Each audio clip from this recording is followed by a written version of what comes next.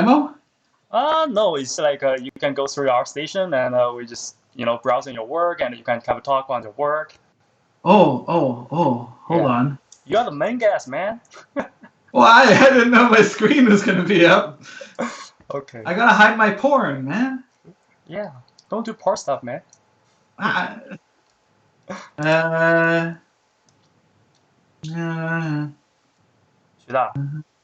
徐大，我们那个，咱们就是你要有什么词儿听不懂，你就跟我说中文行，没关系，因为他们都会剪辑，所以说。OK， 我基本上是说中文为主，因为我说的会比较快。行。How do you share a screen on this thing? Can you do it through Skype? Yeah, I think there's a little plus icon. There's a plus icon, and you can share screen. Yeah, I saw this. I think it's under your window, and there's a little plus icon. Oh, I'm on Mac, so maybe it's different. Plus icon.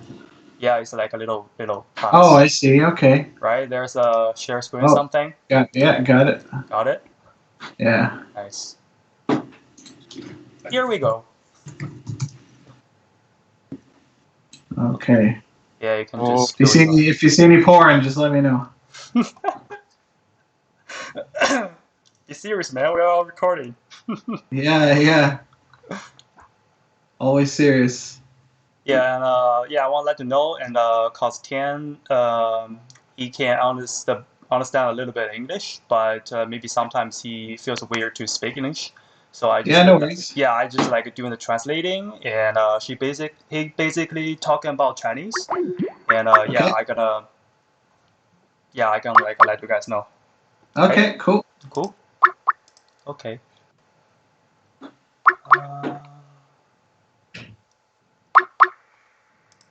What's the thing? Okay, nice. I'm gonna do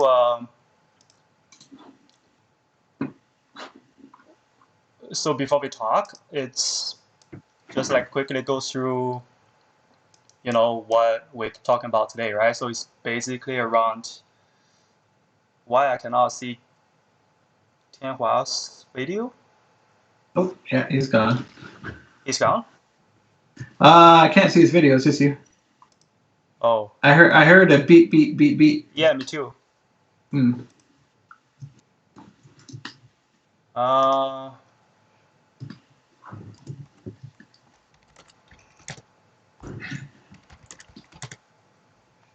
Yeah, I just try to get them in.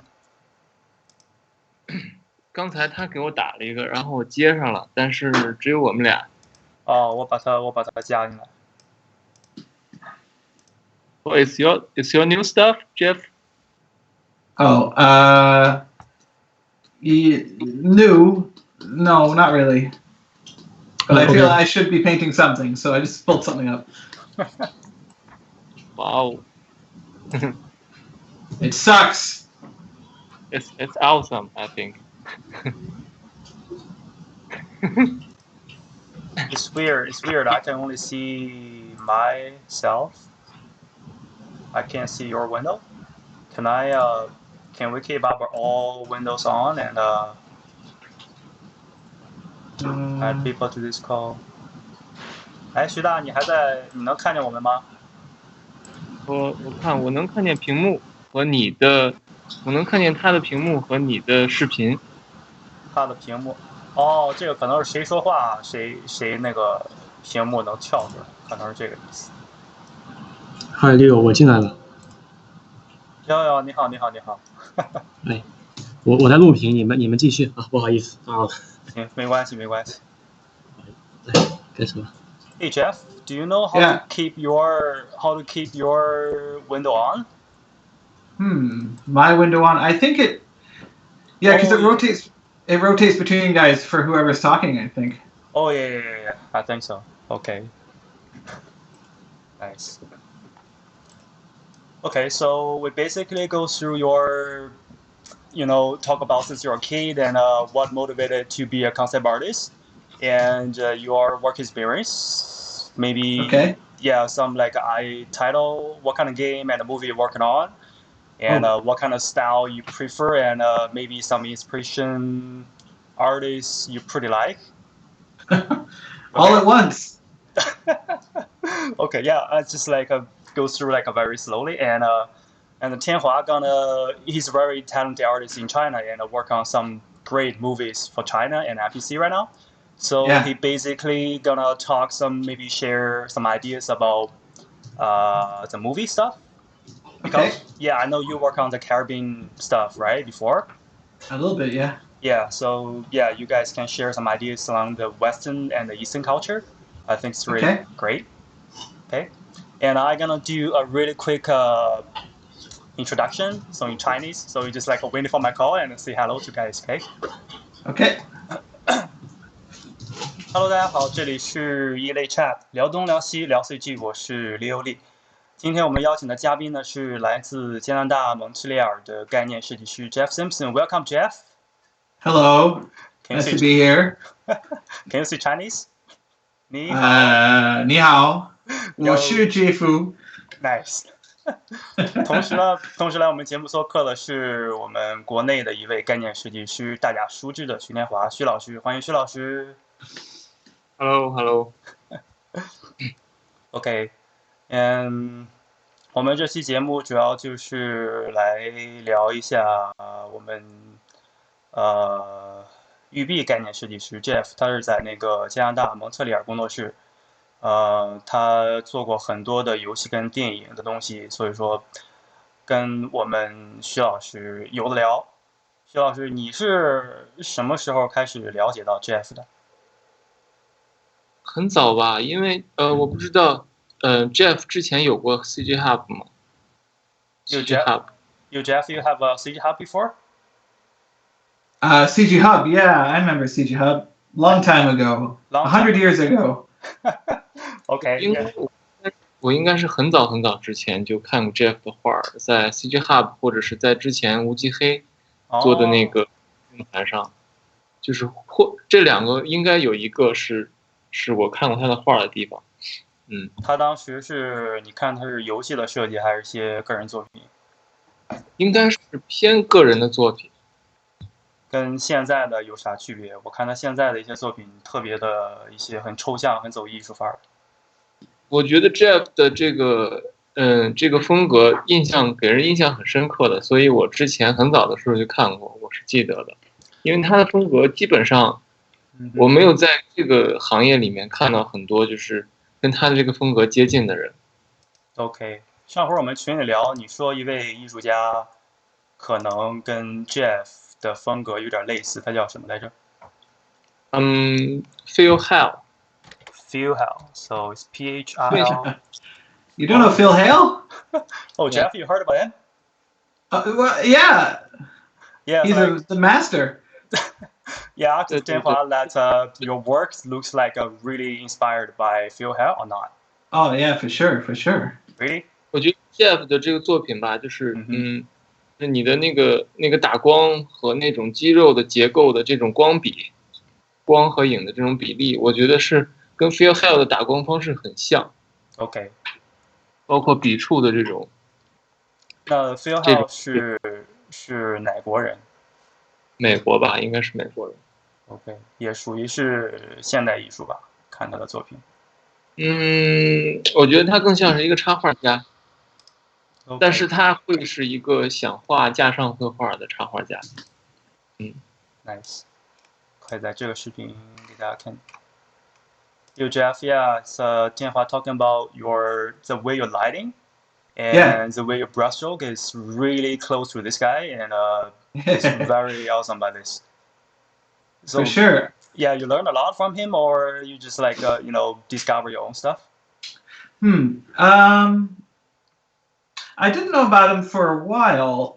Certainly, maybe I saw some of his work maybe 5 years ago or so. I remember there was one where it was a guy it was always a blue background with people jumping and very harsh lighting. Oh, okay. There was some other guys like Rick Barry and all these other British artists that Phil Hale's, he is not British, but still, it's a very sort of comic book, kind of British comic book kind of feel. Okay. And I sort of discovered all these guys at the same time, and for sure, Phil Hale, I looked at that and I'm like, oh yeah, that's pretty dope. The bright, I like to call it museum lighting, because it looks like when you go to a museum and you see an African sculpture or like an old ancient sculpture, and it's got that spotlight right on the top, and it's a very sort of powerful, sort of magic kind of illumination, and it makes any object look good if you put that lighting in it. You know what I mean? So I got obsessed with that, and for sure, Phil Hale, of course, is doing it too. So I don't mind being compared to him. That's fine with me. Yeah, both are masters. Because this guy, his lighting is like a very dramatic, and I understand what you mean. Like in the museum, like people see everything on it, like top lighting looks like sick. You could take literally anything. Like I just found this. Like you could lit this, and it would look awesome if you had it from the top. You know? Yeah, I know. Like anything works. Okay. 所以 Jeff 你以前学的是传统绘画吗？ Jeff, you are from the fine artists, or I mean, your major in university? Oh no, I went to university and I got a degree in animation. Which was very, very stupid because I can't. It's too hard. So I gave up. Okay. And I graduated and I said I'm never going to animate ever again. And I didn't. So it all worked out. So you tried it to be animator before? Well, I thought it would be fun, but then when you go into the school and you learn about animation and how this is 10 years ago, and they said, oh, it's all 3D now and Flash, and I was like, oh, okay, no, I'm not good at this. It's too complicated. 对 ，Jeff 说他是学动画，我靠。我知道，我之前学的这个专业跟动画也有关系，但是我现在就是因为我自己的画，很多人说我的画也像是学这个传统绘画出来的。对，我一直以为你这么强力的塑造功底，肯定是学。其实我跟一样，就是我跟 Jeff 一样，我也是学这种新媒体专业，动画呀、网页设计啊这些。然后我不知道 Jeff 的这个风格他是从哪，就是他现在画的其实很像传统绘画。那么当然了，他这个肯定是因为个人兴趣，然后去看了很多传统绘画作品。那么他的这个风格最早的形成的这个原因，是由于看了谁的作品而产生的呢？还是说看了很多人的作品，然后就综合产生的？哪些艺术家呢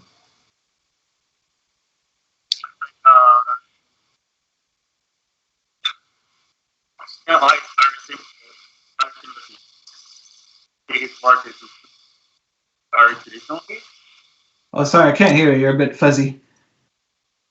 Hello? I know. Still bad.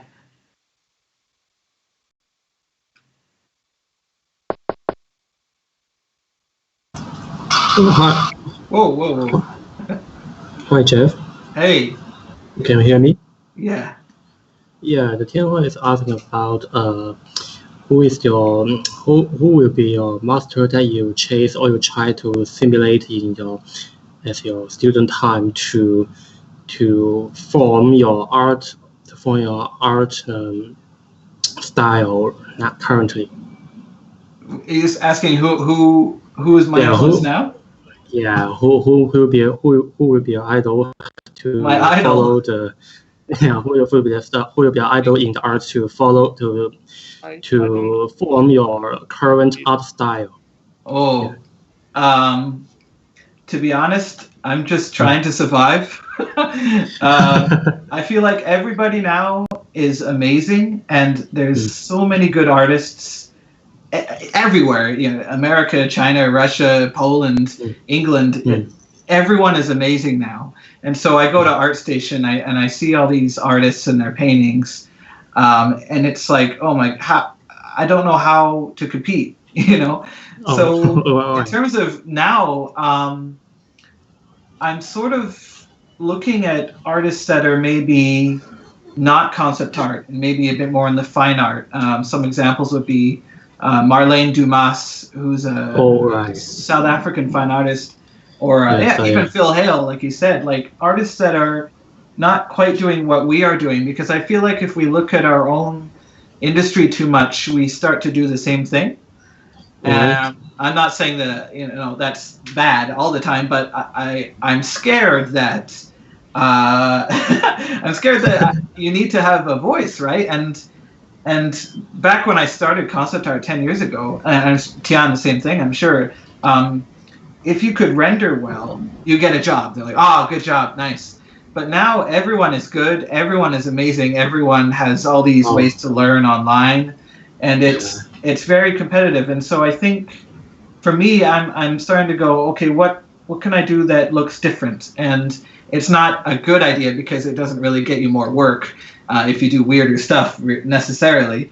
But for me to have fun now, I need to look at other stuff, and that's still a work in progress. So I don't really know. Yeah, that's marvelous.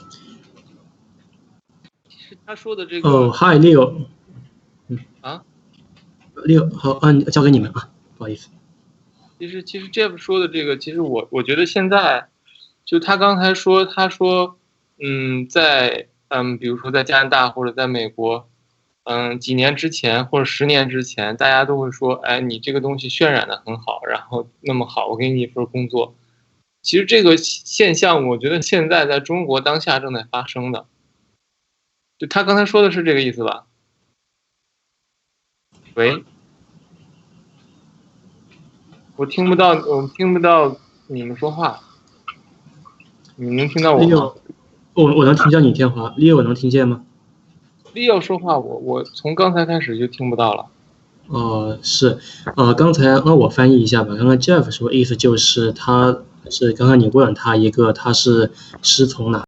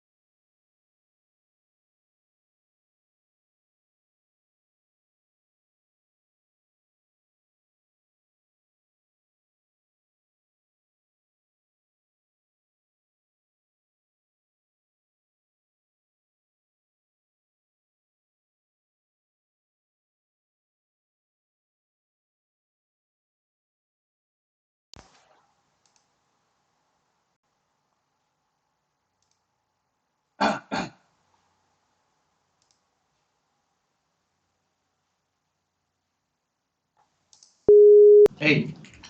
My Leo might be offline, so I will be an interpreter. Sorry, guys. Okay.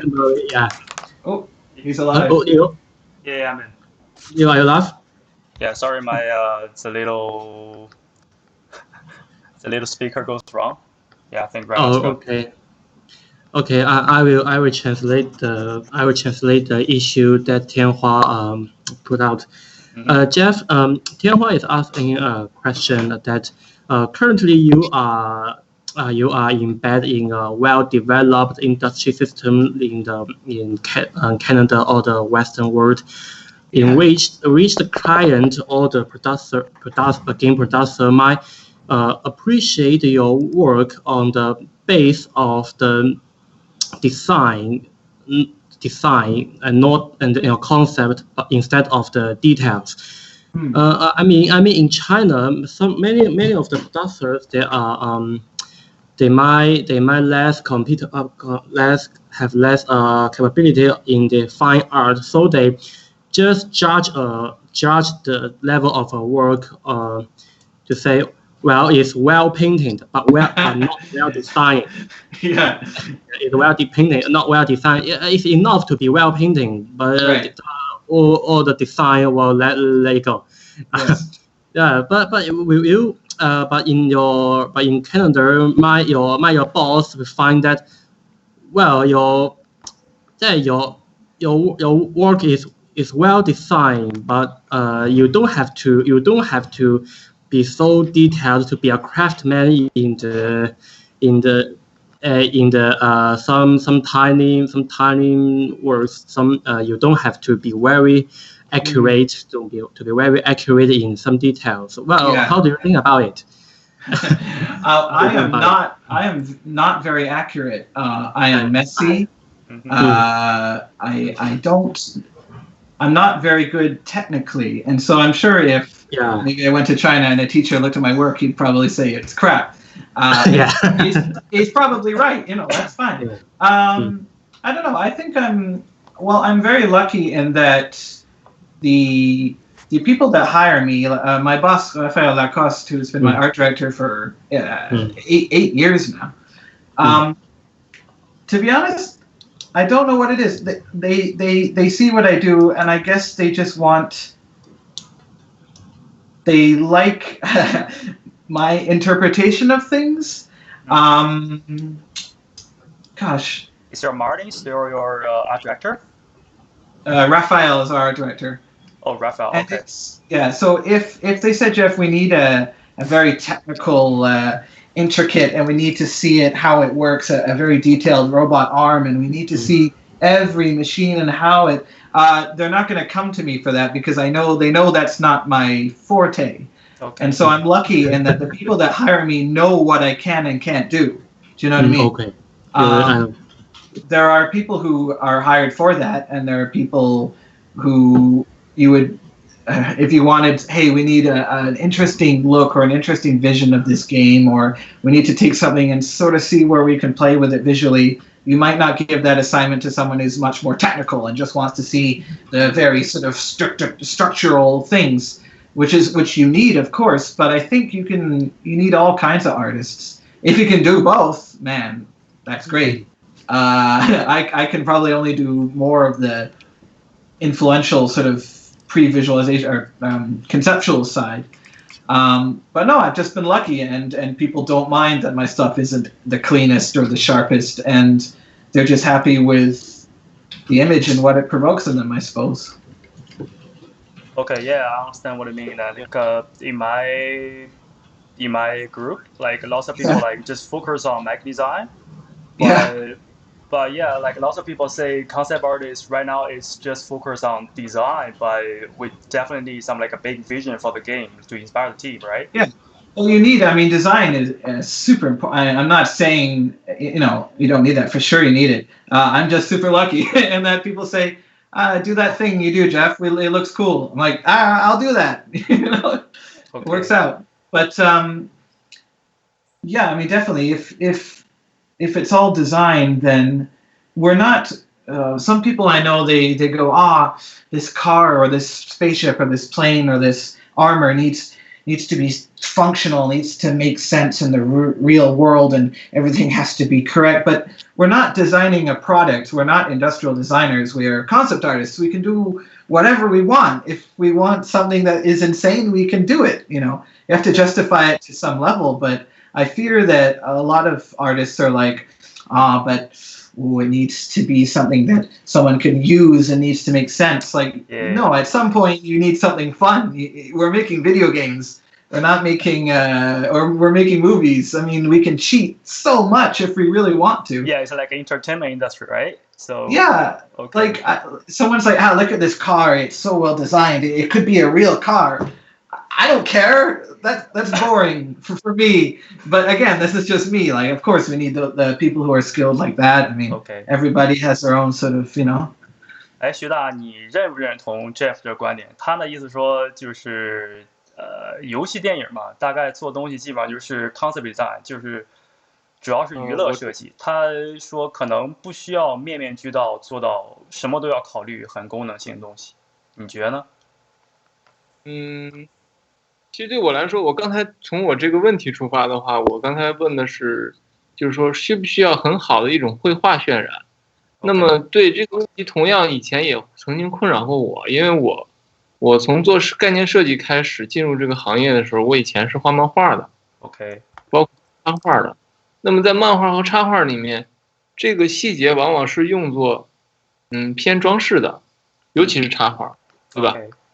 在漫画插画里面，很多这种道具和细节，它不会告诉你一个刀或者一个枪那个结构是怎么展开的什么的，就跟 Jeff 刚才说的很像，就是我们这个东西到底说是，它是给观众一个比喻，还是说他要告诉观众怎么用？我倾向于电影这个东西是，尤其是当然我更喜欢东方电影的方式，就是它其实是一个比喻，不是说真的要告诉观众这个车到底是这个功能应该是怎么开。它只是一个比喻，说你看我摁了一个按钮，就是等于说把车启动了，它只是一个比喻的功能。那么我觉得电影的创作，当然游戏我做的我没做过游戏的设计啊，我认为电影就是一个比喻。那么游戏其实叙事类游戏我觉得跟电影也是类似的，叙事类游戏里道具也是一个比喻嘛。就是告诉观众可不可以把这个理解为就是视觉上的合理性，就是说让我们感觉到这个功能性存在，但是它不一定可以被生产出来，有点那种感觉。对，我认为是这样。对，我这方面我跟 Jeff 的看法是一样的。OK，但是比如说我以前的困扰就是说，我作为一个画画的人，我们画的是画，就我们画的是画本身，还是说我们画的是这个细节的设计的这个穿插方式？因为你看，比如说像印象派的东西，印象派的东西，它画的是笔触，它画的是笔触，它不是在画太阳，它是在画一个圆形的笔触，它也不是在画草垛，它是在用一些笔触来模拟这个画面。就是我觉得每一个概念设计师，他多多少少都会对绘画的一种热情，对吧？对。包括你们画的时候，可能这个东西它会很像一张油画，但是在工业的体系里面，可能有的时候我们需要这个东西是一个能被看清的，或者是能很规整的一个结构。那么我们反复的这种，不管是工作还练习当中，其实都在反复的平衡这个问题，对吧？那么像 Jeff 他的这些作品呢，包括他给《刺客信条》做的这些东西，他其实觉得是平衡做得很好。就是他给刺客信条的这一组角色，就是他在custom 这个设计上面，就是服装各方面道具，他的这些细节跟他的绘画感，我觉得是平衡的很好的。所以我觉得这些作品是我喜欢的一个点。对，我觉得在做概念设计上，感觉就是在一个美感跟那个功能性之间找一个平衡特别难，而且现在概念设计用到了一些就是很 functional 的、很功能性的一些东西用，甚至就是有些纯3D 的一些概念设计，它根本不讲究它的有绘画感，它完全可以就是以外形方式我呈现一个作品给你，然后你可以用就 OK。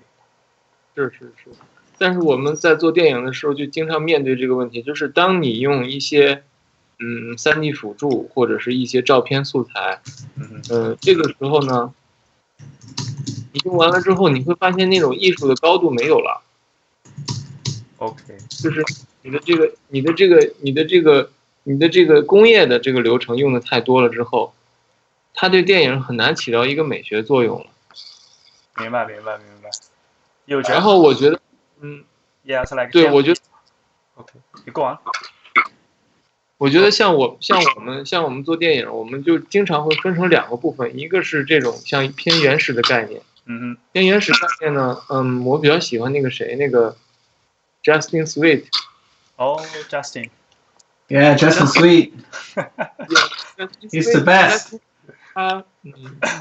他经常会给一些电影，你看到的他的那些概念是那种偏意象化的东西，一些人物、一些气氛，他给你一种偏感受性的东西和美学定位的东西。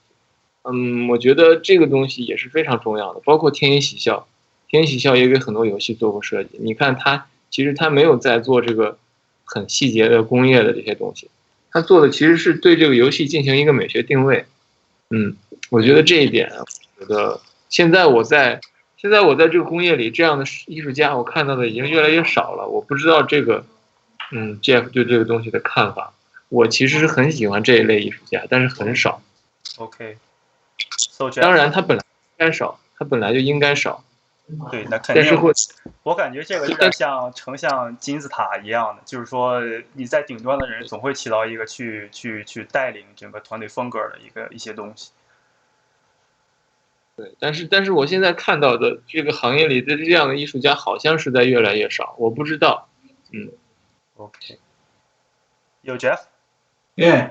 How about your That was a long statement.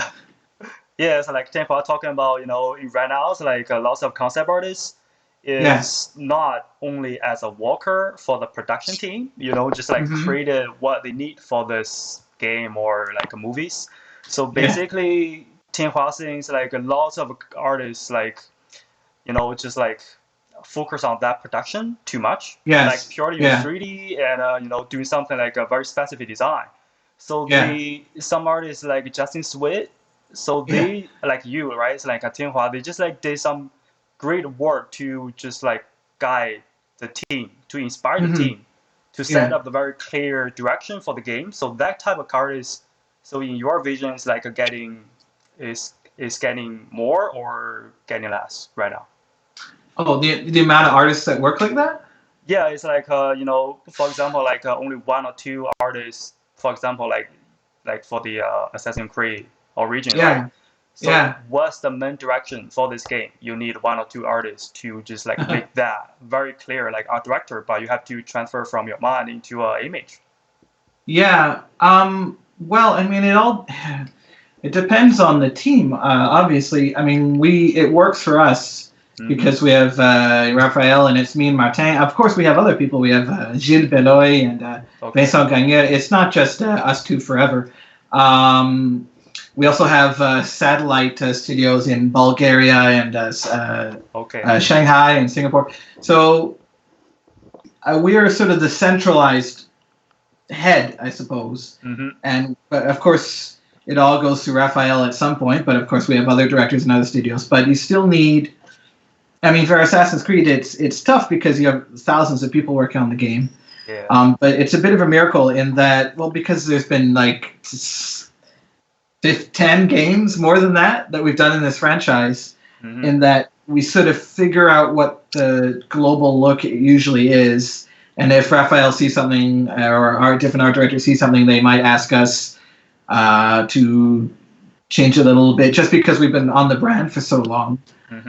But it's also a little easier for us because we are basing things in history. And if you have a historical game, you have kind of a direction already set to what things should look like, obviously. But with Raphael, definitely Orientalist paintings, kind of like the one that I'm copying from right now. Alma and I forget the names of the other ones, but very sort of contrasting colors, very warm, lots of beiges and reds. You definitely start to see what Raphael is referencing as you look at all the games that we've worked on. So, yeah, but I mean, if it's like that at other studios, I don't really know. We're just kind of lucky in that we've all been working together for so long, and our direction is pretty, easy to get once you're, been doing it for so long and working with Raph for such an amount of time. Yeah, for example, like the Assassin's Creed is focused on the Egypt culture, right? So Yeah. if we already have the Egypt culture there, do we need artists to just like remix that direction, or we just following the very original culture of that? Well, yeah, I mean, you can do any culture, but you can do it very badly. I mean, you can make it look cheesy. You can make it look like a Halloween costume. You know what I mean? Okay. You don't want that. And so a lot of it is to not make it look like that. A lot of it is to make it look like it's rich, to make things look, God, it sounds lame, but believable in a way. Make a rich guy looks very rich, a poor person looks very poor, cool knight looks really like a cool, you don't want to sort of, but at the same time you have to be careful because you don't want to do Final Fantasy because that's not historic. And sometimes it's very easy to fall into that trap because sometimes when you look at, say, like we were doing the Romans for ancient Egypt, and the Romans at the time didn't have that super cool, kind of silver square armor that everyone thinks that they have when you think of a Roman soldier. They didn't have it at the time. It was about 50 years before they adopted that. So you go, shit, what are we gonna do? And they were just wearing these stupid sort of things at the time. They didn't look very cool. So you have to look at what they had and what you can sort of salvage to make them still look interesting while keeping the kind of slightly boring historical look at the same time. So that's another challenge that we have to deal with a lot, but it's fun. Yeah, Jeff 说他做那个，我刚才问他说那个，刺客嘛，他是那个做埃及那些文化，就是说你做埃及文化，你怎么去保持一个平衡？就是说你在很尊敬这个文化，找那种很真实参考的情况下，怎么能把那个就是一些设计类的东西去放上去，找一个平衡，或者说你有一个埃及文化在那儿了，你还需不需要一个人去做一个引导，做一些像那个 Justin Sway 一样，他做一些就是引导性的画嘛，就是很启发性的概念设计，还是说直接就开始给那个做东西？我感觉这个也是挺，游戏电影应该都有这样的挑战。你有没有遇到过这个情况？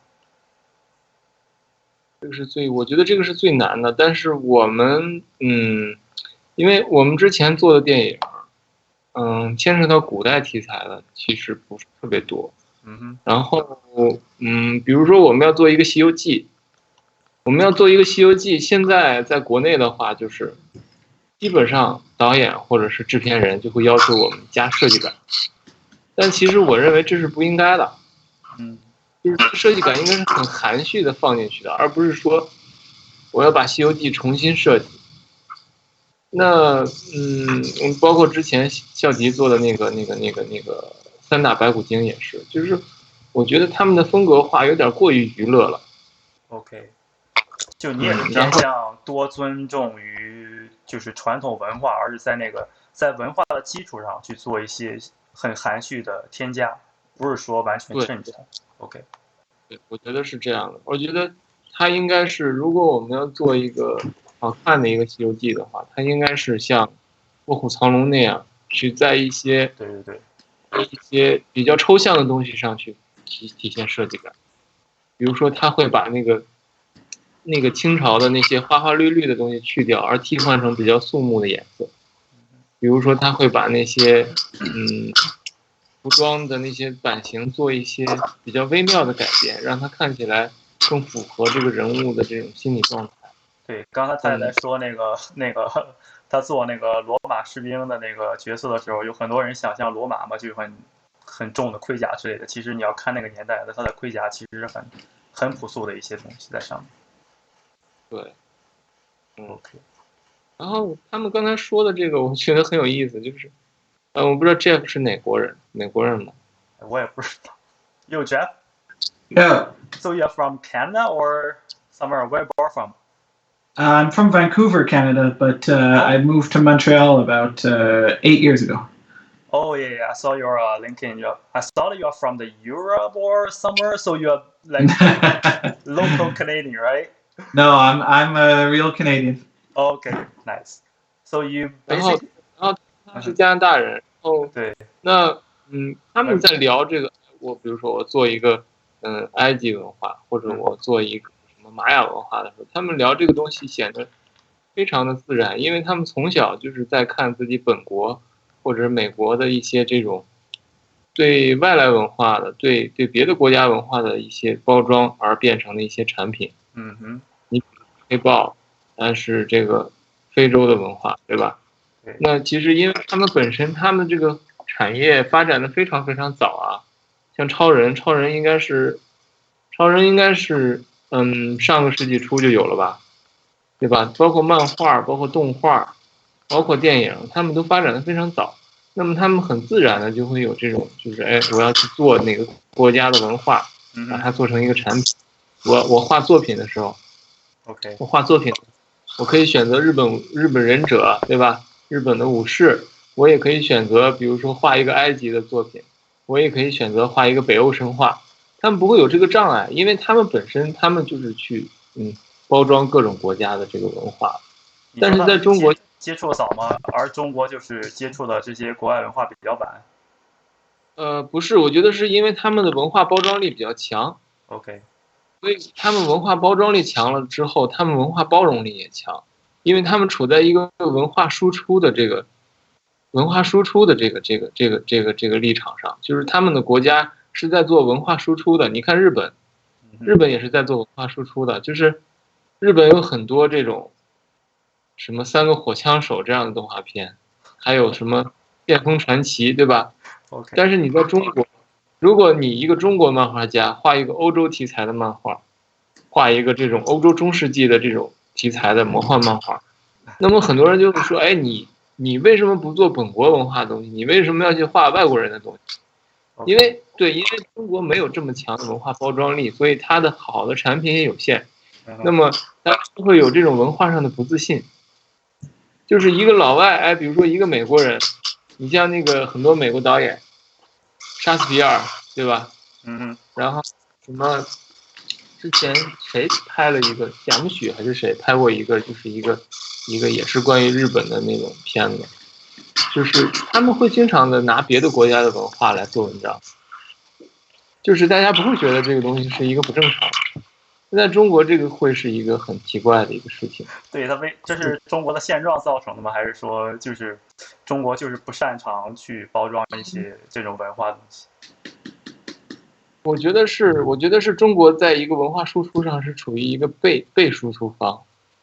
所以他要找自己，大家都想，我们要找自己，而不是就是很多中国的很多中国的创作者会被外来文化所影响，而不是主动去选择这个东西作为素材。你比如杀死比尔，昆汀把日本文化作为了他的一个调料，对吧？但中国被动的，那么很多中国的电影里面，你能看到的很多比如说三打白骨精之类的这种电影，它的美术里面它会有一些时装元素，这些东西我相信都是一些被动的被影响，它不是说我主动要去找这个东西作为我的一个创作的一个素材。对，我觉得因为观众也是被动的，观众觉得你这个设计是那种很酷的那种好莱坞风格的，观众也可能会喜欢。然后有些制片人就觉得这种东西好，它其实所有东西都是被动的，因为它是一个弱势的，就是在文化输出当中是一个被接受别人的文化输出的这一方。那就你想问一下 Jeff， 为什么加拿大那边对文化输出或者是做本国文化有什么不同？对，就是我想知道的就是他们在做这些东西的时候，其实是不是比如说你把别的国家的文化拿过来用，你就不会有这么多的这种被动的障碍。就比如说我们要去考虑，观众会不会喜欢这个，OK，就是总之就是这方面的问题吧。就是你把别的国家的文化拿过来用的时候呢，作为一个强势的文化输出国，你在用这些东西的时候，其实你只是把它当成是一个素材，你不会有太多的顾虑。你可以跟他说一下我们中国现在这个问题。我觉得他们老外可能他肯定会觉得很奇怪，他可能会不理解。有Jeff? Yeah. You know what we're talking about, like China. I'm not pretty sure if you familiar with Chinese culture, especially on the game and movie. Have you? Try me. You try, right? So okay, so but you must heard of. Sorry, what? I mean, you must heard of a Kung Fu Panda or something. I can't say it one more time. Kung Fu Panda. Kung Fu Panda, yeah, Yeah. of course. So the Kung Fu Panda is made by United States, right? Yeah. So the basically current Chinese culture is always being used by other city, or no, sorry, by other countries, by other culture. But Chinese only focus on their own culture. If we, for example, if we make some like Egypt culture game, right? So the audience gonna feel like so weird. So why don't you like make some our own Chinese? We have like a 5,000 year culture or something. Yeah. But as a Canadian, as like a United States or like a foreign country, so they feels like it's very easy just like take over other countries' culture and make something based on other culture stuff, right? Cultural, cultural appropriation. Yeah. So do you feel like when you make Egypt culture game, if like Canadian play that game, do they feel weird or they feels like it's just like a reference that just make game based on that? It's okay. If we made a Canadian game, what do you mean? Like you made the Assassin's Creed origin, right? So it's based on Egypt. So, yes. So Canadian player will feel weird to play Egypt game or something. But to be honest, it's like I should ask like a European, like a French guy, because Ubisoft is French, right? But if like a Canada make a game based on, for example, China or Egypt, that Canadian feel weird to play other countries' game or something, or they feel it's okay. Well, it's complicated. It's nuanced because if a French/Canadian American company like Ubisoft makes a game about ancient Egypt, nobody is ancient Egyptian anymore. Even in Egypt, the culture has changed obviously a lot. Now it's a Muslim country. It's been 1,000 years of change, and so you can get away with it obviously a lot easier because there's no ancient Egyptian cultist still around like, hey, that's not what Cleopatra looked like, because it's gone, it's dead. If we were to make a game about, I'll say China, and a Chinese Assassin's Creed game now, taking place now, we wouldn't because unless we were there and we understood the cultural nuances, I don't think we would do it, because there's people alive there now, and that's how they live their lives, and obviously we wouldn't be able to get it right. Kung Fu Panda, I assume they get away with it because it's a cartoon and set in the past and all these things. But certainly, if you did a game about a culture that you're not in, I mean, even it's so nuanced, because even there's a French developer. What are they called? They make games like Heavy Rain and Detroit. The new one. That one. Okay. So this guy, he's French, and I remember he made Heavy Rain. And so he was trying to simulate kind of Boston, kind of East Coast American culture and accents. And for my friends in Quebec who played the game, they said, that sounds great. But I'm not American, but I know the nuance between a Boston and New York and a regular American accent. And the accents were completely weird and bizarre, because even between two Western countries, French and English, there's still a lot of nuance that you can't quite get. Okay. So it's very difficult to get those kinds of things. But they won't feel like awkward to make other countries, other countries' culture or game something. But if like in China, people are gonna feel weird. This kind of I guess so. I mean, if a Chinese game made a game about Montreal, it would probably be pretty fucking weird. Okay.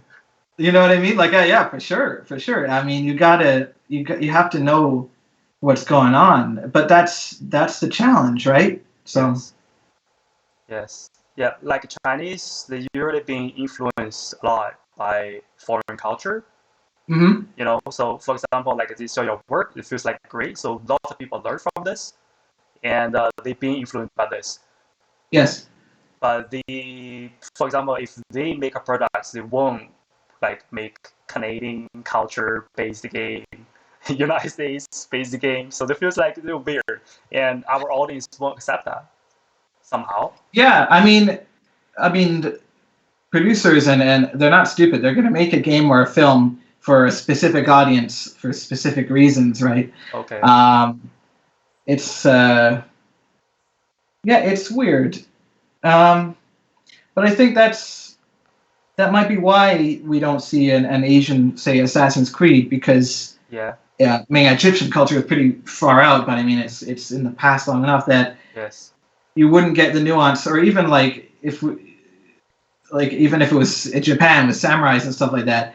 I don't really know much about it. I know what are the ninjas and samurais and things just from other wrong things that we've learned from movies, and so you'd have to get rid of all those false assumptions about that culture and those stereotypes. Mm-hmm. You'd have to really get to the thing, and that might not work with an American audience. That I want a samurai, and if we were like, but samurais didn't exist at that time because and they didn't really have these.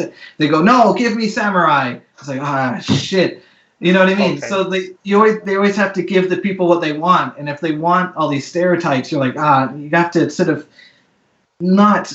Yeah, there's a balance between giving the fantasy of that and then giving the sort of context of that. But I mean, we haven't done a culture that removed from us yet, so We'll so you mean you have to consider the audience feeling about your products, right? I mean, they're always. I mean, this is above us. Concept artists, we're just gonna do what they tell us to do. But a producer or the marketing guys, that's gonna be their job. And how do we market this? And stuff like that. Okay. 他那个 Jeff 说，基本意思就是说，还是需要考虑就是大众文化，就是看那个观众有什么喜好，观众有什么兴趣，然后上面会做。但这个不是就是概念设计师的工作，就是说要市场调查之类的那些东西。我感觉他也说，就是如果中国去做一些，比如说一些美国的东西，他可能觉得特别很奇怪。但是他们做一些东西，他们不会做一些就是日本的东西，但是做一些埃及的东西，感觉很古老，跟我们就是离我们很远，所以说还 OK。我感觉也是跟大众文化大众的喜好有关系吧，可能在中国很难去实现这个。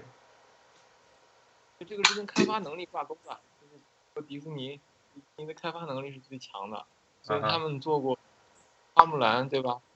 他们做过阿拉丁，对吧？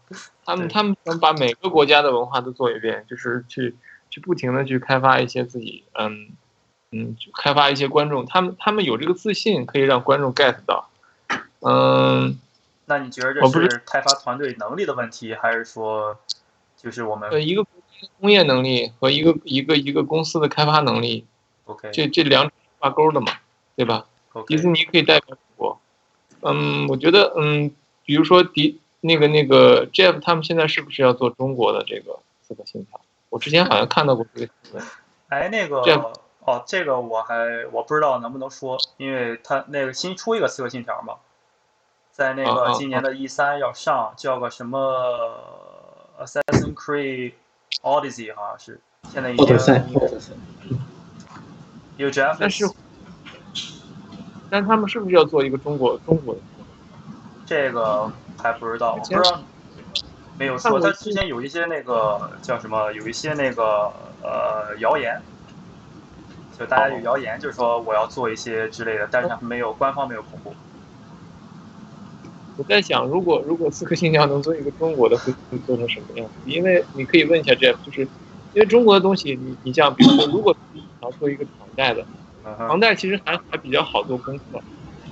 如果刺客信条做一个唐代的，就是对这些东西应该是完全不了解。他们甚至我不知道 Jeff 了不了解，就是中国的这种朝代，每个朝代它的服装款式，它的那些，我觉得够呛，很难。对，如果他们要做一个中国的这个，我觉得对他们来说应该是一个挺大的挑战，因为我们自己我们中国人。对这些古代的东西，很多东西包括盔甲都没有留下来的。对。他知不知道？你可以告诉他这个。中国除了有一些清代啊，后面的这个比较近的这个盔甲有，然后唐宋盔甲是一件都没有留下来的，我觉得这个很有意思。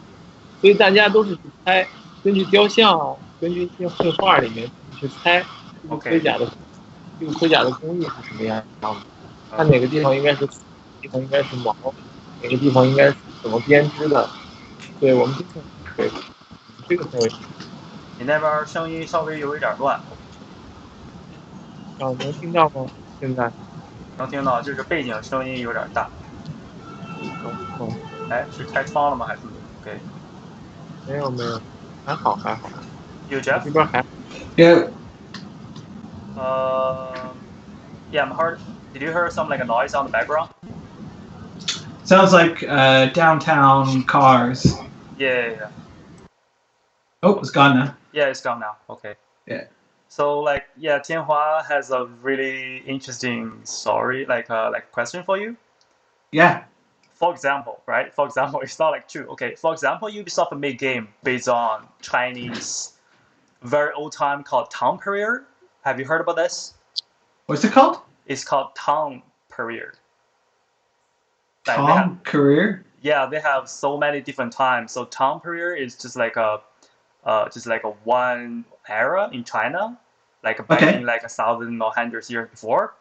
Okay. So, for example, if you do a character design based on that time, but there's no any actual armor left.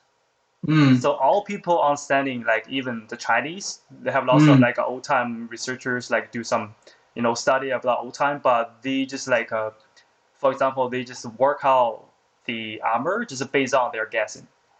Because there's no real one left till now. Yeah, so for sure. So for example, like you guys make a new game based on China, based on that time. Some Chinese don't really know how to do with it. So how you guys do with it?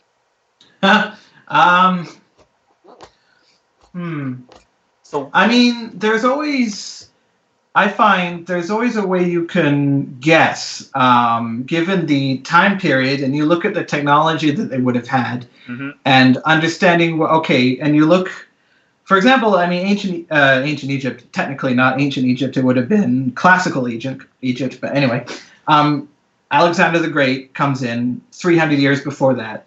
He takes over most of the Middle East, Persia, as far as India. And because of the Greek influence that was put into the area, yes, pretty much all the soldiers started dressing like Greeks. Because it's like now, if you look at a soldier from today, they all kind of look the same, helmet, body armor thing. So at that time, everybody also kind of dressed the same. It didn't really matter where you were from, because the armor that you had, most likely would have been a chainmail with a tunic or a linen. And this is what they used for hundreds and hundreds of years. And so, for sure, we're not going to be completely accurate, but you can kind of guess they wouldn't have invented plate mail. They wouldn't be using big, huge swords. They wouldn't have used this kind of technology because it's a bit anachronistic to everything else that was being used around them. And so you have to kind of guess, okay, what's the most likely thing that they would wear? And you have to edit yourself and say, well, we want to make it look a little different, so try a different color, maybe integrate some patterns here and there. Is it well maintained, or is it kind of crappy and rusted? So you can kind of play with that. So can I just understanding your ability to design that is mostly based on your experience to see from online or whatever you have right now. So you just prove that what kind of material they use in the old time, and they follow the similar the format, right? So you just you have to kind of. We have historians, of course, that will come in and say, oh, they couldn't afford the color blue at the time because that was very expensive. So you go, okay. So you get rid of all the blue, and then you'll do a helmet, and they'll say, yeah, okay. I mean, you've always got to have some wiggle room. I remember there was a what was it? There was I think it was a Chinese movie. What's his name was in it? Jackie Chan was in it. Jackie Chan in many movies. Yeah, I know. He's in like millions. It was a one that took place where the Romans and the Chinese and the Persians and the Parthians, they were all together in the desert fighting over like a Silk Road or something. 还有里面 Dragon Blade, I think it was called something like that. Okay. And so their version of the Romans was this man. It was nuts. It was like this crazy armor that was really blocky and chunky, and it was like, oh man. And it's completely wrong. It looked super cool though, and I was really jealous. I'm like, oh, these guys get to kind of do whatever they want, because they're like, whatever, it's Romans, yeah. And so I was looking at our game, and I'm like, oh damn, it's just these really boring kind of cloth, and they don't have any cool helmets yet. And I was like, no, shoot. But again, I mean, depending on you don't have to be historically accurate all the time. It depends on what you want to achieve, right? It's just that Assassin's Creed likes to be a little more, researched. I mean, but whatever. If you want to do a game and it's in the past and you want everyone to look like Final Fantasy, go crazy. That's fine. OK， yeah， 对 Jeff 说，哎，徐大，你知道那个电影他说是哪个吗？应该是天降雄狮。我看一下，在那个他说 Jackie Chan。成龙跟那些什么罗马呀，什么 Dragon something， 里边还有 Adrian Brody。No, not Jackie Chan. Yeah, Jackie Chan. Was it? You confirm? Dragon Blade. Dragon Blade, yeah. Yeah. Blade, yeah. I know that film, but I didn't. Yeah. No, that one. I didn't watch. This is crazy. Oh yeah, this one. Yeah. But it looks super cool, but I don't know where they got this stuff from. Okay. I'm pretty sure even ancient Chinese did not wear this weird thing, No. But I mean, it looks cool, so whatever. I used to work with this before. Oh, really? Oh, really? Yeah. Cool. I don't really like his design. Well, I mean, it's if it makes money, that's fine. Yeah. I see. 所以我的意思就他意思其实就是说他在去做一些就架空的设计嘛，对吧？他说有些东西你就可以去也不能说就去欺骗观众吧，就是说你去适当的去欺骗观众。而且他说了一个很好的东西，就是说你如果做一个你没有见过的东西，你可以即便说就是我们唐代的没有一些盔甲遗留下来，但是我们可以通过现代的一些，就是他说了一些警察之类的，他们穿的东西穿的盔甲服饰跟之前基本是一样，只是说它的材质不一样，只是说它的一些就是编织方法不一样，工艺不一样，但它大概的几块嘛，就几个形体都是一样的。所以说他说的这种设计就是基本靠经验去研究一些这些东西，我觉得还挺有道理。The real and the fake is a balance. Yes. But for me, because I don't know much about Chinese armor, I don't know if this is too much or too plain. Like, I don't know the reference. You know what I mean? Yeah, this is like really I know this is that's bad, but this is probably too crazy, I imagine. Yeah, but you can. But so let's say like you never see a Chinese armor, but you can definitely determine which one is a little bit too much and a little bit right. But like I don't know, maybe that would have been a thing, and I don't have the education to know if this kind of thing would have been way too out there. You know what I mean? I assume it's not, but I could be wrong. I don't know. Yeah, in some like in current Chinese movie, so they try to be very crazy about armor design. Yeah, like they just want to to match the audience like their taste. They just feel like there's a cool characters inside and the cute face, sure. So people like the movie. Yeah, no, I mean we do the same, obviously, but it's all about that nuance because even if you do Roman armor,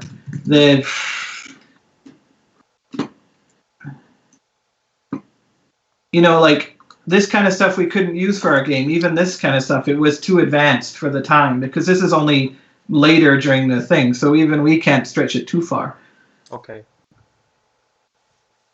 But like this kind of shit, it's not accurate, but at some point if you're doing hundreds of characters, you're gonna have to come up with things that are kind of weird. So can I understand you just like for example, 70% based on the culture to respect the culture, the history, and 30% you just give any decorations based on your own experience? Yeah, sure. But if it depends. But we try to be as authentic as possible. But we're still making a video game, and so if you want to make a documentary, that's something different. If you want to make a National Geographic, that's. Okay. But we're making a video game, so we have some liberty, obviously. Okay. But yeah, I mean, we try as hard as we can to make it look interesting. 哎，徐大，你觉得这个就是在文化，就是跟现实的文化、历史文化，跟你就是作为一个概念设计师去自己创作的部分，这个平衡你一般怎么找？ See, it says the first thing that comes up for me in Google is Chinese armor, and it gives me this, and this does not look real. This looks like a bad Halloween costume. So, yeah, it's terrible. It's bad. It's the first image. Anyway, yeah, Google do shit. 他说就是说，在很多工艺和真实性的选择上面去，因为我觉得其实这个东西，我觉得我们的对话很长啊，就是我觉得可以翻译的，比如说我说2句就可以翻译，就是像，我觉得很多画画好的人，他的那个感受力更强，所以他能分辨得出来哪些参考是好的，哪些参考是看起来更真实，或者是。就是我这个东西我是有经验的，因为我以前看过很多盔甲，我觉得好的东西往往是更接近历史现实，或者是更高级的。你是说从你的自己个人审美来说，你觉得更真实的东西就是更好看，还是说现实大家就是 redesign 那些东西就不好看了？不是，就是我的意思就是说，一个画画好或者有艺术感受力的人，他能够从一些很多参考里面，他能挑出来哪些参考是好的，或者哪些参考他觉得好，参考就真的很好。OK， 我觉得 Jeff 应该有一个能力。You Jeff? Yeah, we are talking about the ability to determine which reference is good and which reference is bad. I think you're pretty good at this. Yeah. Well, I mean, you get a feel for it, but again, you need someone who knows what's going. You need an expert at some point to tell you some things. Yeah. But yes, it comes down to taste, right? You see something and you're like, this seems like bullshit to me. This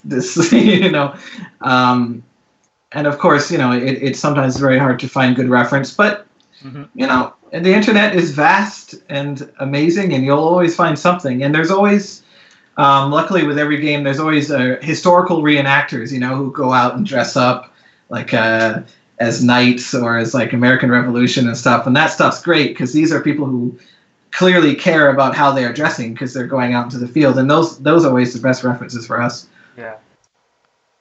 对，刚才那个 Dragon Blade 那个导演，这个李仁港，其实就是他其实在国内不是经常被骂吗？我还真不知道。然后他是因为什么？导演，这个导演就是因为他以前是做美术的，然后他有很多自己的那种设计，他有很多自己想设计的造型，然后他就硬把你。就是 I don't mean to make fun of Dragon Blade. I'm not saying it's bad. No, we're talking about. It's okay. Yeah, we're talking about the director of the Dragon Blade. Oh, okay. Yeah, he's only a concept artist as well. So. Oh. Okay. Yeah, go on. 你刚说什么？你刚说他是一个什么 concept art？ 对，我说他之前也是自己画画的。他更多的是应该是做美术设计吧，应该不是我们 concept， 但是他也是，反正也差不多。就是他在国内，他经常在中国，他经常被骂嘛，因为中国人都知道自己的古代的盔甲长什么样，然后他的那个东西设计感很强，但是可能比如说可能很多外国设计师看了之后觉得还可以，但是在中国他经常被骂，因为他把每一个朝代的人都设计成那种奇怪的那种帽子，那种像飞碟，不是中国人说那个李仁港特别喜欢设计飞碟帽嘛，就是那种 UFO 一样的那种头盔。哦，对，我见过那种。对，什么剑龙卸甲呀，什么那些都是他做的。然后我刚刚说那个，你刚刚说那个文化的背景和这种设计感的关系，对吧？对。这个东西其实当然是要看这个项目的，就是刚才 Jeff 说的，就是要看项目的这个取向和选择，因为我们也没有权利去选择这个东西嘛，对吧？有的时候一个电影的制片，透了句一个制片，你透了句实话。什么时候？对，确实是我们做设计的很难去有些东西就是明显就是，对啊，应该是我们设计，但是说你说找上面 art director 之类，他们 feedback，他们才是决定一切的人，确实是而且在中国这个现象有的时候会让这个事情变得很糟糕，就是因为你会觉得这个制片人或者这个导演不懂美术，但他却要去管这些事情，他要管的话。那作为设计师来讲，设计师想做好东西，这个中间这个冲突会让这个项目设计变得更糟糕。那你怎么去协调这个呢？我们通常做项目的时候，我们会把它变成是这个东西就是为了赚钱，对吧？就是先明确目的。其实都是这样嘛，就是你不可能，你作为一个设计师，在这种环境下当然。有一些行业是比较好的，比如说我们有很多朋友是做平面设计，或者是给一些画廊、给一些这种艺术机构做一些设计。那么那个行业相对来讲，它可以选择呀，因为它已经发展了很多年，它已经逐渐的就成熟了，你可以找到很多好的客户。但是你在中国做电影和游戏，有那么多好客户吗？如果你是一个艺术家，你是一个设计师，你想要去不停的做项目。你一年里面超过一半的时候是要面对一些不专业的客户、不专业的项目，他们不在乎这个东西在美术上好不好，那么只在乎的就是这种怎么说呢？这种快销，像 Rockstar 快销应该用英语应该怎么说呢？就是他们这个东西，他们不在乎品质，不在乎设计上的高度。他们只是希望这个东西够俗，或者是够怎么样，那么这个时候这个冲突就产生了呀，对吧？你作为设计师，你如果想做好东西，很多时候我觉得这种冲突是没有办法解决的，你只能顺着他去做，明白吗？就是他想要一个，不可能给他做成一个，当然，可乐这个东西也可以是有品质的嘛，对吧？但是他想要可乐，他想要的是可乐加勾兑加水加什么，就是他想要的是一个更 low 的东西，更快销的东西，那这个东西你就没办法。我们经常要面对的问题，就是那你只能把这个东西当成是一个，就是你作为工作室或者作为个人，你赚钱用来继续发展的一个活而已。对，就只能当成工作了呗。你要不顺着他来，可能就会丢掉工作，或者说去丢掉这一个单之类的。顺他来，甚至有可能会让这个东西变得更糟糕。因为他想要的那个东西，你不可能把它变成一个高级的东西，对吧？有多少可能性你可以去说服他，或者说多少可能性你就是说只能顺着他来？就拿绝技来举一个例子吧。绝技当时我们做绝技的时候，其实导演想要的东西是他的审美，他的审美其实是那种偏向于可以说是时装和奢侈品的那种审美，对吧？那我跟导演的审美是完全不一样的。我喜欢的是那种比较传统或者是比较硬的东西，比较硬核的、比较扎实的东西。这里面就一个审美上的不对等嘛。但是我是为导演服务的，对吧？然后如果我要去说服他说我要把这个东西做成一个很硬核、很，因为他那个是基于欧洲的世界观，我要做成一个上古卷轴那样的东西，那就不是他的作品。而且他会在这里面不停的提意见，说，哎，这个地方要不要加一些装饰，要不要加一些这种，那种金银刺绣什么的。那这个东西就会变成，就是当黑和白混在一起，它就会变成灰，它就会变成很不伦不类。那我只有两种选择，就是要么就是他全听我的，要么全听他，要么就是他全听我的，要么就是我全听他的。他全听我的是不可能的，对吧？ OK。所以因为他针对的人群，他自己的受众群就是这样，所以他全听我的是不可能的。那么当然就得是我全听他的，因为如果我再往回拽的话，这个东西就变成一个你知道不伦不类，一个很中庸的东西。明白。成一种方向，所以经常就是你做项目的时候就是这样的。You, Jeff? Go. So, you know what? The biggest challenge between designer and art director and producer, something happening like we are not agreed on one idea or one direction. So sometimes like maybe some directors is not very familiar with, they don't have very high appreciation about art. So basically somebody like they just like like grew up from the 3D live art or something like this, right? So they don't really know what kind of design is good. And so how do you compromise this kind of balance in between? Yeah, I mean, shoot. I mean, that's always going to happen, right? I mean, they are not artists. I mean, you could say that, in games or film, I mean, 90% of the people on the project aren't artists, I suppose.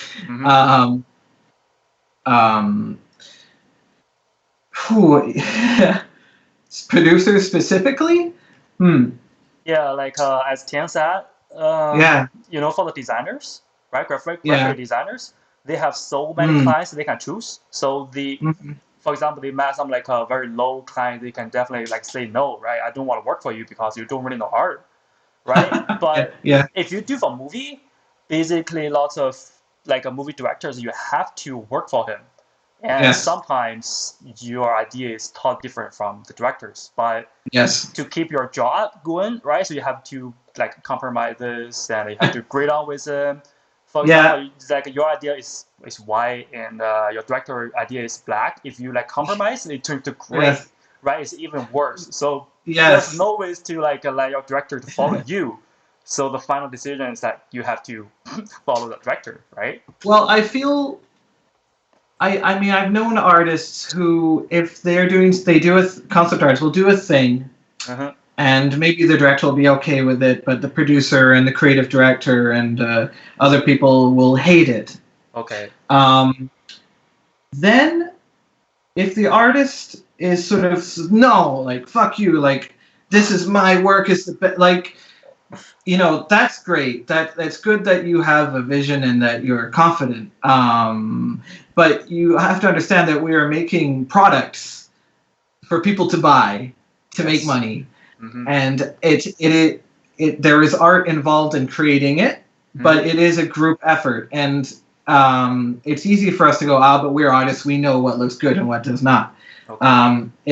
It's not sometimes really our call. It's the audience's call if that looks good or not. You know what I mean? Yep. Yeah, basically, I love that idea. But it's a little depressing because you can spend months doing something like, I'm going to get it just right, just perfect. Oh, yeah, I'm so good. And then the game comes out, the film comes out, no one gives a shit. Nobody cares. It could have been crap, and people would be like, yeah, cool. So you need to, it's difficult to keep that sort of level of what I'm doing is artistically valid, and sort of the person above me on the hierarchy wants something else. I don't have an answer necessarily, but I think you need to keep in mind that even a producer, even if he's not artistic, he's being hired to do that job because presumably he is good at that job. Okay. And you need a lot of people who are good at a lot of different jobs to create something. Certainly, if everyone's on the same page visually, that's like, yes, that's the ideal. Okay. But it's rarely the ideal. And so if a producer wants something that I think looks stupid as hell, I will try. It will be my job to make that stupid idea look as good as I can make it. After that, it's out of my hands. It's not my problem. I did what you wanted as best as I could do. Yeah. Honestly, if a producer likes something, I'm always happy. Like, oh, good, you like something, nice. The worst is when it's a producer or an art director, and he sees what you do and he hates everything you do. That's bad. then it's like, well, if that happened, you won't be on their team, right? I mean, that has happened to me, and I've been hired for some films, and they're like, "Yeah, nothing you do is working." I'm like, "Oh crap! Like that's a failure on my end." Really? Sometimes, I mean, it happens, Okay. and you do the best you can. You go, "Oh well, maybe it just didn't work out." I mean, it's gonna happen sometimes, not often for me, thankfully. But I mean, if your producer, art director loves something. Mm-hmm. Even if it's something I don't like, I'm still happy because I'm like, well, I did the job that I was hired for, and I tried to make it as cool as I could. Mm-hmm. But like at the end of the day, if you're gonna fight everyone above you, you're not gonna get. I mean, people might respect you and they say, yeah, you should be but if you want to fight that battle, go ahead. But don't expect people to go with it. You know what I mean? Because they've been paid to tell you what to do. Do you know what I mean? So you have to find a good balance. But at the end of the day, I'm a bit more in the camp of, they came to me, they're giving me money to do this. I'm like, oh, cool, neat. Okay, I'll do what I can. You like that thing and not the thing that I prefer? Like, all right, that's up to you. Cool. I'll try to make myself like it in working on it. Yes. I'll try to bring something that I like out of it. Yep. That's my sort of bullshit kind of, I'm a professional speech, but obviously I'm a human being and I can hate some stuff too, but we have to, just have to do it, Yeah, if you work that way, I think it's very professional designer should do. Yeah. Yeah. 接着说他那个他说的其实很含蓄。能明白。然后，你说。觉得他也有很多这个，就是他们的行业对于一个艺术指导来说，或者说对于一个产品来说，更容易产生好的作品。其中另一个原因是，我觉得除了制作上的这个水准和工业上的完善啊，我觉得他们行业已经有很多好的标准。就以前有很多好的作品，不管是科幻电影还是科幻和魔幻的游戏，都已经有很多好的标准。你在这个标准里面，你可以找到自己的位置。对，就是在中国，可能比如说没有好的，就是你说魔幻电影和游戏，中国还没有很多好的魔幻电影和游戏，几乎没有啊。那你就找不到标准嘛，对吧？你找不到标准，你作为一个第一个吃螃蟹的人，你不知道这个东西应该做到什么程度，这个我觉得也挺重要的。你说像你之前刚说中国的文化就是艺术家啥的，经常的受外界影响。那国外有这么多好的魔幻电影，为什么中国导演就没有去主动的去借鉴，或者说甚至去 copy 一个？我觉得首先就是国外的电影是。咱们聊美术的话啊，就国外电影从美术上你没有办法借鉴，就是因为这个呀，就是它的美术，我们中国的东西怎么能变成一个好看的一个美术？怎么能设计的让观众喜欢，同时又卖座？这个还没有标准啊。你没有见过一个古代魔幻片，然后里面的龙和怪物是符合中国人的审美，符合中国古代的。但是你看这个长城里面的饕餮，你如果不说那是中国古代的，那个饕餮看着很像外星人，对吧？他没有，就是长城的美术也经常被人拿出来说嘛，就是因为它不是我们的文化呀。你看长城里面哪个东西像我们的文化呢？其实也不是很像。当然，它也是大众会喜欢吗？我觉得大众。这个问题我也是想就跟 Jeff 聊一聊。我其实觉得大众是需要被引导的，但是你这个引导需要一个力度。你如果引导过度，他们会讨厌你的作品。他们会讨厌你。如果真的太自我，他们会讨厌你作品。但是你如果不引导的话，你完全去迎合他的话，那个东西肯定是一个很烂的东西嘛，对吧 ？OK。我们作为艺术家来讲，我们自己的东西，当然，我们自己的东西是为项目服务，但是我们一直也在考虑这些事情。Okay. Yo, Jeff. Yo. You know what? Sometimes so when we talk about the audience taste, right? So if the audience are very low, sometimes can we do some very I'm not like saying like all audience are low, right? So like basically like we say 7%, 8% audience, they don't have our background, so they don't really know what kind of stuff is good, and what we offer have to be matched their taste, or can we find a very special way to guide them, to let them know what is good and what is not? I hesitate to because art is obviously subjective, and yeah, I mean, yeah, audience taste artistically, from our point of view, is not developed. But audience are human beings, and if your art does not express the emotion that a human being from any country can understand, then that art has failed. Okay. So, if you want something to look pretty or something to look, it needs to serve the purpose of what the story is, right? Darth Vader looks like a bad guy because he looks like a Nazi and a skull together. We get it. He's a bad guy. You know what I mean? We could spend a million years into the nuance and make his eyes and helmet look super cool and high tech, and he can have a cool little breather on the side that flips it. That's all sort of icing. If the image doesn't work to a 10-year-old, or for that kind of movie, or if you have a movie in which a character is supposed to be sympathetic and sad, and you spend too much time doing this design and this art and say, but look how well I rendered his cape, like it needs to work on a very basic level. And so as long as you get that, I think you're fine, because the audience will get it. You need the audience to get it, obviously. And then the rest you can add on. But I think if we go too far into what we want, then what are we doing this for? Because we're making movies and games and things for people to tell stories. And if your design is not helping tell the story, then what's the point? Okay, so can I understand, like, you just to that level, audience can understand, and you try your best to yeah, they're not. Right? Yeah, they're not. Yeah, they don't know how good a Repin painting is because of the subtlety that it gets, the ambient occlusion of the light. Like, yeah, they know it looks real.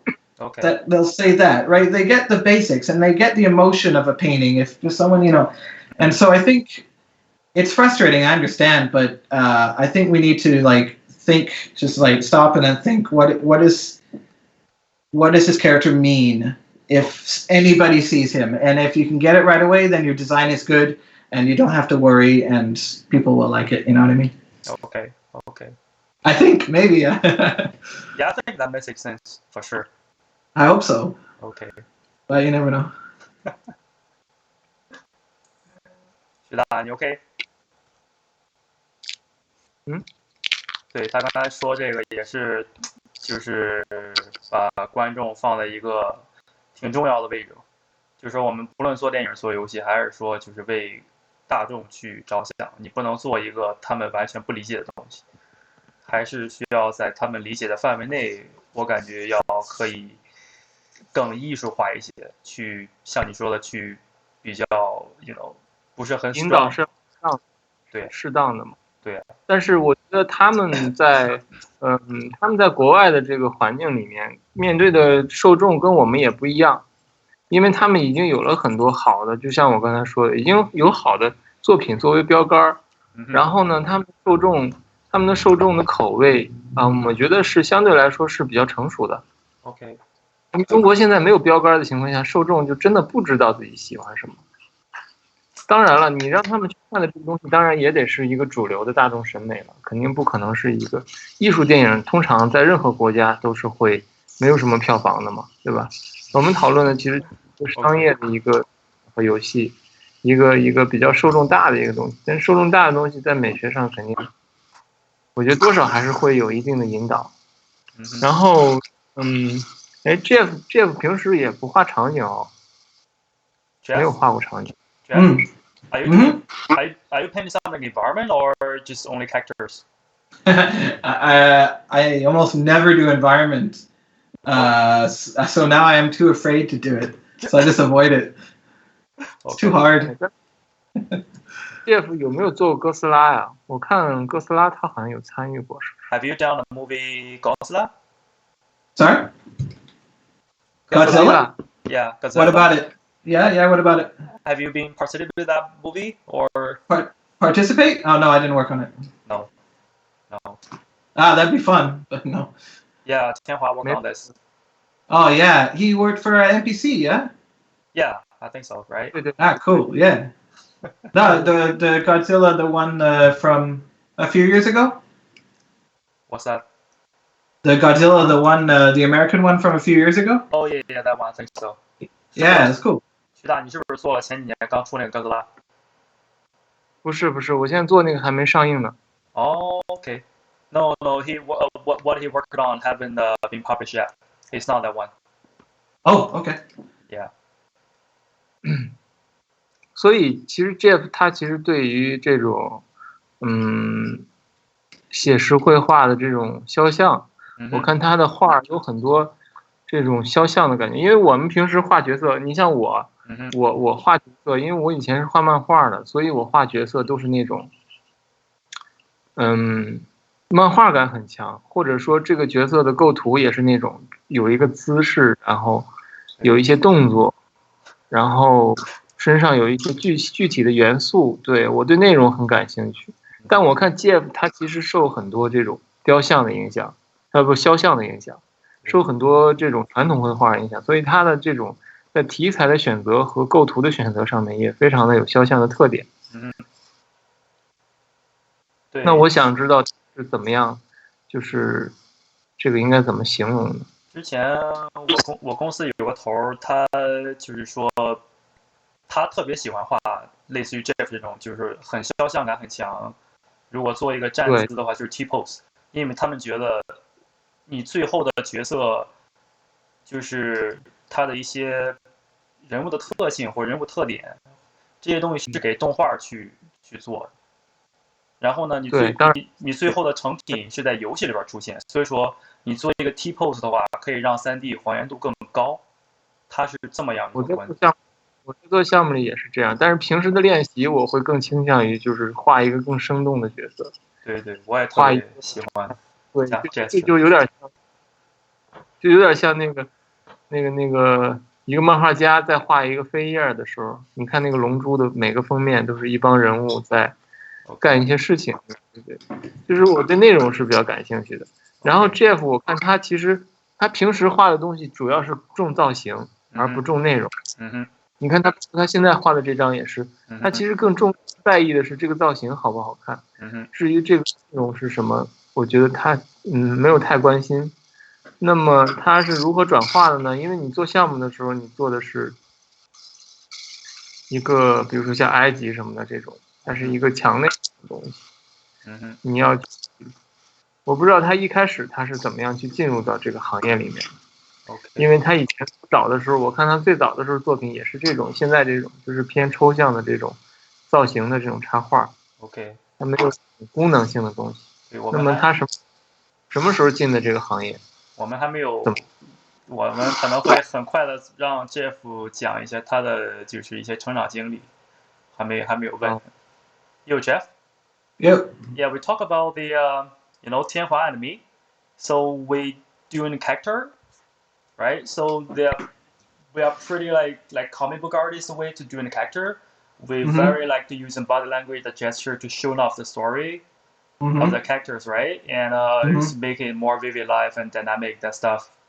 But your stuff is looks like being influenced a lot by portrait and just like T-pose character. Right, so what you focus right now, like your painting right now, is basically the structure and design on this, and a pretty like still life drawing, that kind of thing. So how do you deal with this in your personal practice? And when you do the work, is that feels like a T-pose gesture is better than that kind of dynamic pose, or no? Well, the T pose, if you see on my work, is because they're like, Jeff, we need 10 costumes for the main character in like a couple weeks.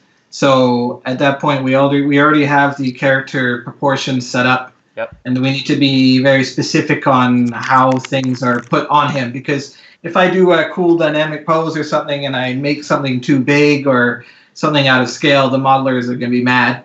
So it's just a lot more efficient if I'm doing them in a T-pose on painting over the character that we've already established and stuff like that. But definitely, if we're doing a new character and we don't know who he is, I'll do him in a pose first for sure, just to get an idea of how he holds himself or herself or what kind of attitude she has. Definitely, that's what you do first, and then later down they won't have time and they say, we need T-pose, and that's fine with me because the modelers prefer T-pose most of the time because they really just want the textures and the thing, and it's like, okay, cool. But for story, the writers definitely want more expressive poses and things. So it depends on how early the character is and stuff. Okay, so you also prefer like storytelling way to design a character, right? I like both, to be honest. I actually kind of like doing T-pose because then you don't have to worry about anatomy and things, and it's all just in the design, and it's much more simple, and you can get stuff done a lot faster that way. Yeah. Poses for exploration, definitely, if you want to have a really interesting character, usually if it's evil or something. Sometimes it sucks because it's like, we need a person, he's not bad or good, he's just kind of, and you're like, oh man. So you have to come up with a pose that's interesting, even though it's just some random guy and he doesn't really have anything. It's like, So it's a challenge, but of course posing is super important. I like doing things at home. I like it simple. I like portraiture just because I don't like doing backgrounds. I don't like too much stuff. Okay. I like things to be very simple. Maybe I'm lazy as well, but I even like when I'm looking at art, I like things to be calm instead of, you know what I mean? Simple. Okay. I just kind of like that. I prefer to see that. Yeah, like Tianhua mentioned, like many years ago, you posted art on the Sage Heart. Your work is still like very portrait painting looking. Yeah. Right. So how did you get into the industry with that kind of style? I have no idea. I guess I don't know, man. Okay. I got hired. I got hired by a guy called Pascal Blanchet, who was an art director. Okay. He was an art director at Ubisoft. And he's just sent me an email and he said, I like your stuff. I said, cool. Yeah, I have no idea why anybody hired me, but we haven't talked about your it's not like your childhood, right? So can we just very quickly to like tell your story, so before you become a concept artist, and what you learn at university, and what motivation makes you to want to become a concept artist?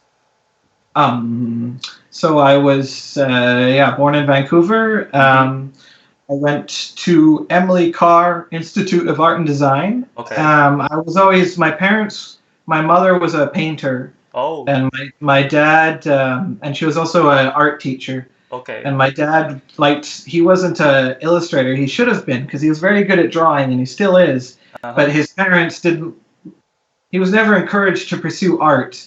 Okay. And he felt like he had to get a real job, right? And so he went into, project manager or whatever, but he's always wanted to be an artist. And they're still very knowledgeable about art. They live near London, so they go all the time to see all the shows and things.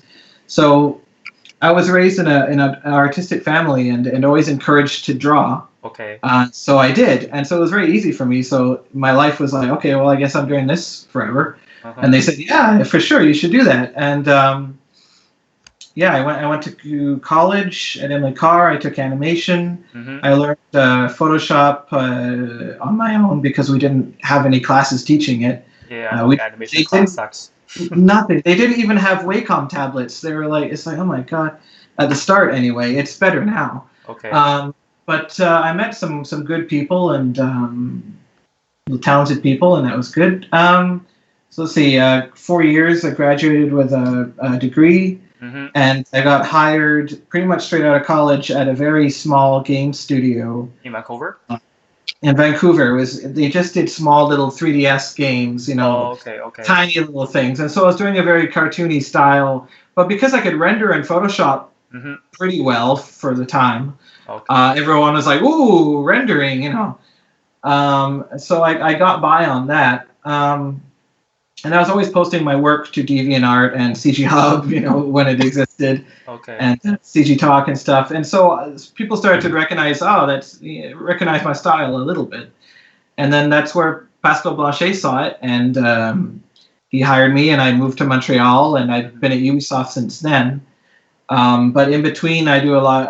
I used to do more freelance work for NPC and The Mill and all these other sort of indie studio. Have you guys worked for the same art director in NPC? If he worked with Ravi, I think so. Yeah. Yeah, Ravi. Yeah. Ravi. Yeah. Oh, okay. You are seeing both. Well, sort of. I mean, Ravi, I don't work with him a lot. When I get a contract from them, it's for like a week, 2 weeks. It's not a long project. I think they get me for very pre-production stuff. Okay. So it's never a long contract, mostly because I can only work in the evening on weekends, and so I can't do too much for them. Yeah. But it comes and goes, and I worked a lot on the Snow White and the Huntsman films. For some reason, they liked me, and I worked for a couple months for them. Okay. So that was fun. But the rest has been through NPC, some other stuff through, what was it, Lionsgate. Lionsgate, okay. But it's pretty random. I'm surprised. It's like, oh, sure, yeah. It's I don't know who's spreading my name around, but I'll take it when it comes. So basically, Ubisoft is your second career, right? Your second company to hire you? My second job, my second company, is Ubisoft, yeah. So like till now, how many years? 7 total. Shit. But I left to go to Eidos Square Enix for about 1 year, and then I went back to Ubisoft. So total 7 years. Okay, how many Assassin's Creed you made before? Revelations, Assassin's Creed 3, Unity, Origin. So 4 or 5, 4 Assassin's Creeds. Yeah, I think you worked with Nacho before, right? Because I remember he worked for the Nacho. I never worked with him because he was in Toronto, but we probably worked on the same game at some point. Yeah, I remember he worked on the Revolution and Unity before. So. Oh, he worked on Unity. Okay, cool. I left Unity after about 1.5 years, so I might not have crossed paths with them. Okay, sure. Yeah. How old are you, Jeff? How old do you think I am? How old does Tian think I am? 32. 31. Hey, you looked it up. You cheat. You cheated. 他说什么？他说我看起来太年轻。不是，他说你看他的那个bio了，可能是，或者说你知道他的年龄。I think we're all the same age. You're same age? I think we're all the same age. 徐大，你多大？我31。I wish I was younger. Yeah, he's 31. He's a baby. Holy shit. OK. 那你就是 Jeff 他在做这个，就是最早的时候接触数字绘画的时候，他是有目的性的想去做电影和游戏吗？还是说只是出于一种个人的兴趣呢？ So Jeff, since you first doing the digital painting, what's your initial idea about working for game or movie? What was my initial impression? Yeah. So if you have an option, what you are working on, like gaming or movie? Oh, what would I prefer? Yeah. It's hard to say because game is a long, slow burn. It's very sort of. Yeah, take 2 years to work on one project, but you cannot see the game, and until the E3 release it, you have to see it. Yeah, I mean, Origin took 4 years, so that was long. Like, you get pretty sick of Romans after 4 years of doing them. Okay. So it's a long, but it gives you you have a salary. It gives you comfort. You can take a day off if you feel sick. It's okay. You make friends. You learn something. You're part of a team. It's like a family. And when you ship the game, you're like, yeah, thank God. Okay. So that's nice. I don't know if I would do that forever because every 4 years you get 4 years older. Okay. Film is. I've been really lucky. Like film, they just come to me and it's, hey, just do this, boop boop boop. There you go, bye. It's super chill. I mean, I've never had to be too deep into the film production. Okay. So I always have the easy part. So maybe there's sides of films that I haven't seen yet and are really difficult. But I've been lucky to have great art directors and great projects that are just they're always super happy. Nice. So I don't really know what I'd prefer to do. I think film concept art looks more interesting because I think it looks like it's a bit faster and there's not much time to sort of worry about little strange details, and it feels like I look at Justin's sweet stuff and some other stuff and you're like, oh, that's pretty cool, and I don't know if we would do that for games. Yeah, no, I suppose we would, but I don't know. I think both are cool. I love looking at the Star Wars books for the new films that are coming out, and it's like, oh, that's super cool. So you're trying to get an LLM, maybe? Huh? You get into the LLM? Maybe. Oh, me, ILM? Yeah, No, I'm not good enough. No, they would never. No, I'm not good enough. But and I think they work very hard. Yeah. They look stressed out. I'm not. I don't want to be stressed out in my life too much. I like to go at my own pace. So, I probably take their offer, but I have to think about it. OK， 是的，哎，你是一直都是做电影对吧？对。Jeff 说他说在他的眼里边，就是游戏跟电影在游戏里面可能就是这种团队的工作环境可能比较适合，比较温馨一点。好比如说他做那个 Assassin's Creed 做了4年才做一个游戏，如果说电影的话，就是来匆匆去匆匆那种感觉。是，对，这个也是我不喜欢电影的一点。就对，我看你们就是如果做电影的话，要经常去跑剧组呀，那个几个月就要做一个项目之类的，赶得很快。项目太快，然后你都没有时间思考就结束了。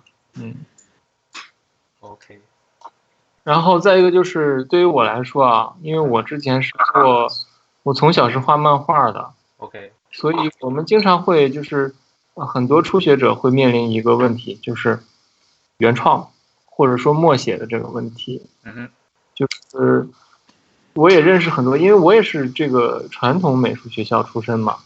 我们学校有很多这种就学造型的、学 fine art 的这种学生，他是没有原创能力的，因为他天天在写生啊，你明白吧？他天天在照着一些人体在写生。然后写生完之后他也没有时间去，他也没有想自己去画一些东西，慢慢的他就丧失了这个原创的能力了。然后我觉得对我来说啊，我第一次看到 Jeff 的画的时候，我觉得他很像传统美术出身。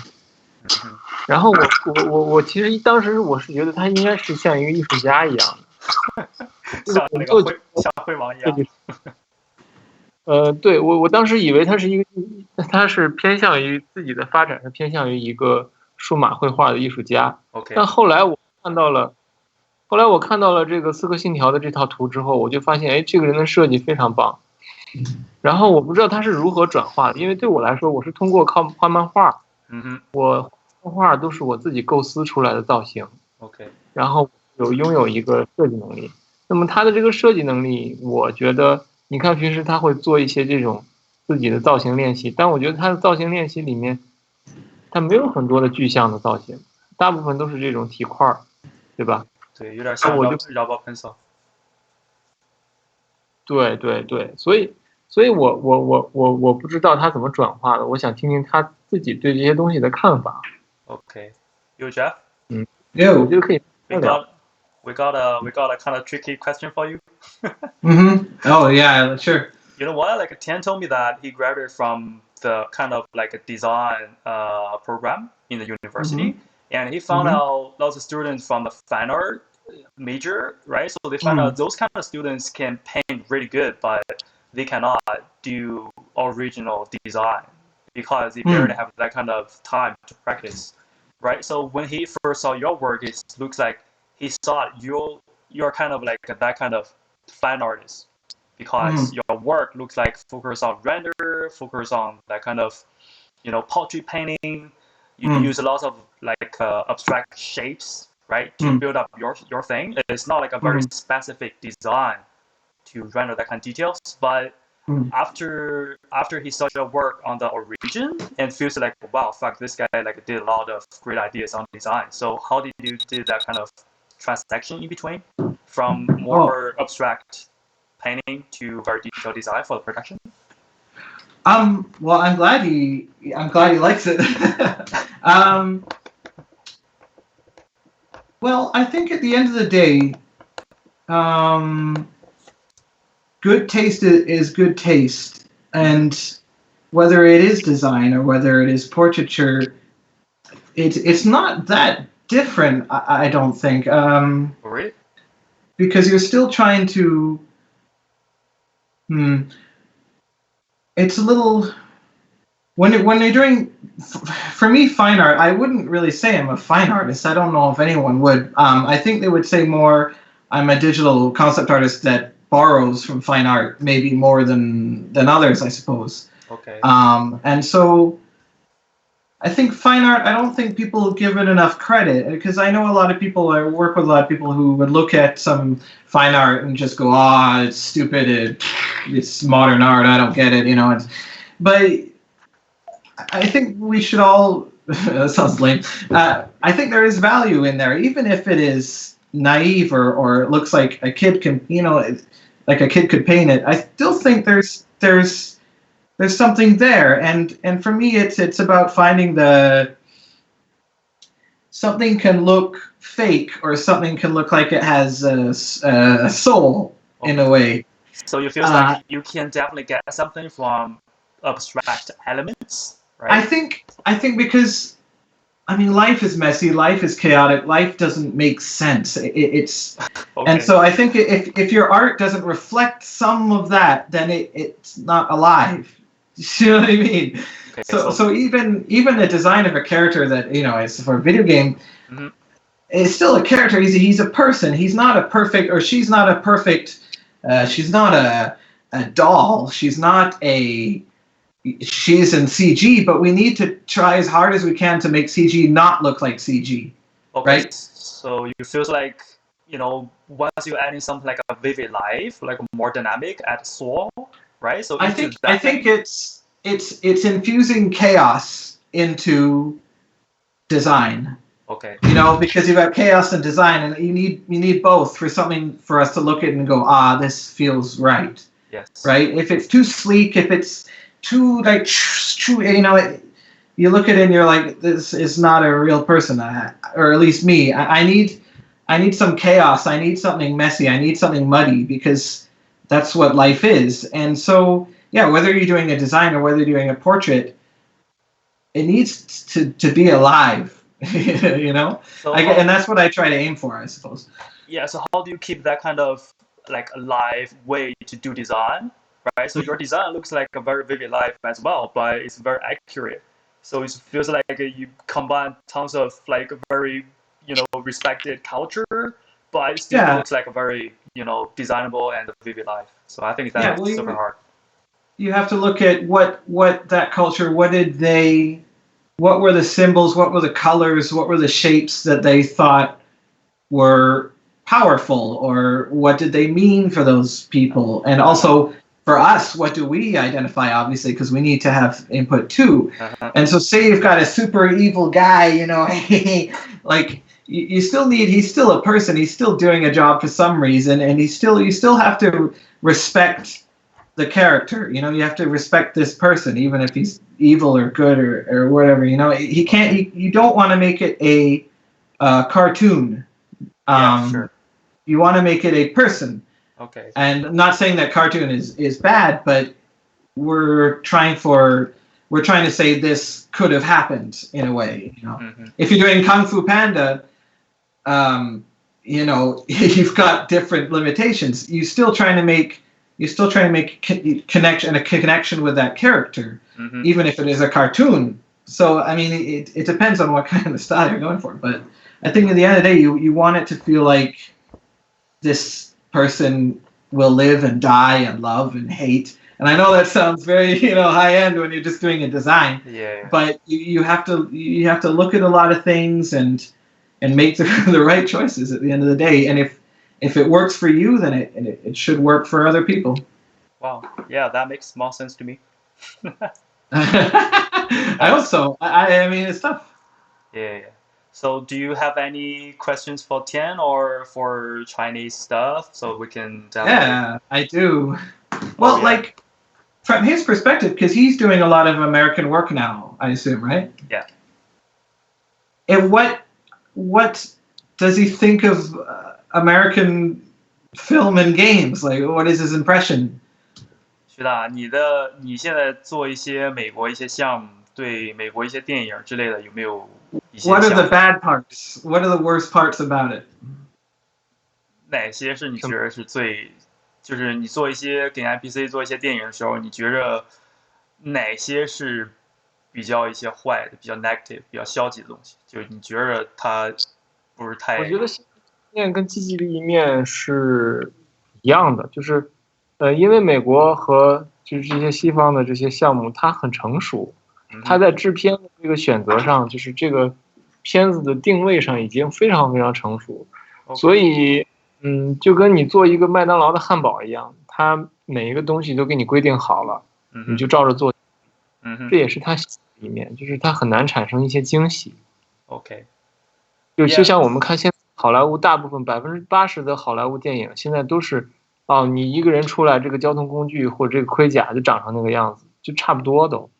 OK， 所以说你觉得就是没有太大惊喜，当然就是也算一个缺点呗。对，这是两面性的，这对设计师来说这是好的，就是你可能不会出现那些那么奇葩的设计，但是也是不好的，就是可能会少了很多的发挥余地。明白。我觉得对。有 Jeff like Tian say.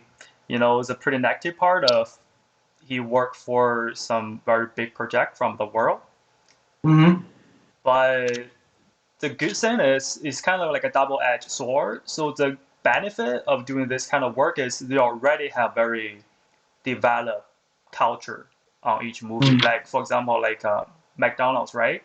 So you let him to design the burger, but the burger shape is already there. It's already being very popular and being match people taste, right? So no matter you deal with it, it's just like a burger that like you have no any like big room to redesign it, to recreate it, right? So but the burger is not bad because people like it, right? But, so you're saying the ideas that he has to work with are not very interesting. Yeah, stuff like this because it was already good enough for that industry. Right, so those kind of like car design or character design is not that different from from other movies. So it all looks like similar. So this, I think there's no big surprise for them. I think this is kind of negative part, but the benefit is they already developed. Does he think that's a problem that's in all entertainment industry, the game, movie, America, China, whatever? Is it everywhere, that problem? 徐大，你说这个是全世界的吗？还是说包括中国游戏、电影？我觉得是美国吧。中国的话，中国现在是个什么状况？就是连制片人自己可能都没想明白想要什么，所以你会出现很多很奇葩的设计，很多奇怪的设计，然后当然也会出现那种就是比较有创意的东西，就是大家。的东西也可能会有，就是说有很多惊喜，但你不知道这个惊喜是，不知道这个惊喜是惊喜还是惊吓，就是你这完全是，就是每一个项目都是看运气。Okay, you Jeff, Mm. You know, the most scary moment for Tianhua to work on some Chinese movie. Yeah. You know, so the good thing is they can generate very surprise stuff, right? But surprising stuff. Yeah, surprising stuff. But at the same time, they probably have something very like scare you like a nightmare because lots of like Chinese movie directors they don't really know what they want to do, right? So it's not very developed idea for the movie industry. So it's just like like China is still under developing country, right? I think the culture wise, they still need a long journey to develop. I think so. But it's like what do we talk about like a Hollywood movie, right? It's already developed, it's very mature. But the negative part, they don't mature, have, they don't have very big room for you to do creativity. But in China, you have lots of room, right? But at the same time, it's very risky. Maybe sometimes you do some bullshit, right? Well, what would he like to see? Like, what would be the ideal project in terms of subject, or for him to see something different? Like, is there something he wants to do that no film would let him do in China or US? Okay. So would you like what kind of movie he prefer to do? Yeah, like what would be his ideal subject, or what does he want to see or work on? 徐大， If he had complete freedom. OK， 徐大，假如说你是导演，就是你最理想的电影是什么样？能简单描述一下？最理想的电影啊，就是说，你如果觉得就是抛弃任何的消极的东西，如果说让你全权去掌控一个剧组，去拍一个你最理想的片儿，你觉得这个电影会是什么样子？当然我不会做艺术片了。我最理想的电影，如果说是抛去市场因素的话，我会很喜欢艺术电影，比如说《2001太空漫游》这样的。但是如果我觉得刚才 Jeff 问的问题应该是我真的如果当了一个导演，我会选择什么样的电影？那可能是我比较倾向于宫崎骏。OK，yeah， 就是它其实是大众的东西，对吧？骏的东西是很大众的东西，但它会里面会它在这个电影的这个类型上又不大众，就是你觉得宫崎骏的电影能被归类吗？很难，对吧？他的电影不能归类为动作片，也不能归类为什么，他不能被归类，他其实是比较作者的，他的电影都比较作者，就是有自己很强烈的这种作者感，但是他又很大众。我希望包括 Ridley Scott 这种的也是，就是他和异形这些，他其实挺作者的，但他同时他又是一个很大众的电影，包括诺兰，对吧？但我最倾向于宫崎骏，因为宫崎骏他在自己创造一个世界。Yeah, I got it. Yo, Jeff, like, do you know the Japanese director? Yeah, you must know, like Hayao Miyazaki. So Hayao Miyazaki. So Tian said if he can direct a movie, he really want to be the second one because he say his movies it's not like very commercial movie, and but he can create his own world in that movie, so he can definitely control everything in the movie, and it's more artistic looking. It's not like matching the audience, but on the other side, people very like his movie. So means you do artistic movie, but people like it, right? So you match both sides. So this I think is his ideal direction for work on movie stuff. No, I mean, I would totally watch that movie. Yeah. Cool. Okay. I think we have a little time, so we got some questions from some students. So I'm gonna mention very quickly here, and you guys can have to see if you agree on each other's idea. Okay. So the one is, for example, you met up some problem on design, but you cannot continue it, or sometimes you feels like your design is not really good. So what to do with it? Should I go or Tian go? Yeah, it doesn't matter. You can go first, right? So if your design is not working, what do you do? Yeah, it's like, or sometimes you cannot figure out what is good design, or you already know your design is not good, but you have no ways to change it. So yeah, when you reach the next bottle, Yeah. right? So Yeah. that kind of part. I need to not look at what I'm doing for at least 12 hours. Really? Okay. Because you do something and you're like, nah, and then you come back the next day and you're like, my God, that's terrible. Mm-hmm. I need my eyes to refresh. And I know there's deadlines, but honestly, the best solution I have is to go away and then come back. Okay. And then pray for the best. Yeah, your solution just gave a break, right? So, just give up. Fuck it. Okay. No. Sometimes, yeah, you work through it, but if you're killing yourself over it, sometimes it's I prefer. It's a lot easier to just walk away, do something else, and then come back to it, and maybe you'll find a solution right away. Okay.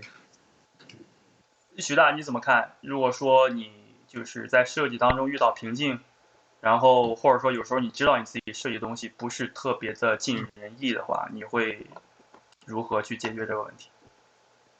在设计中遇到瓶颈，我想想我遇到过什么瓶颈啊？回想一下，没瓶颈。设计中遇到瓶颈，Simplify. Always simplify. Simplify stuff. Just get rid of everything. It's gonna be fine. 我在设计中遇到瓶颈的时候，往往是我个人的审美跟项目的审美产生了一定的冲突。OK。那就要说到你去服从导演，还是让导演听你的，就归结到那个问题了，对吧？对，然后这个问题问的应该可能是，比如说他觉得设计一个东西不够好看，他应该怎么去改进，对吧？对。或者说这个东西画死了，我一般就扔掉了。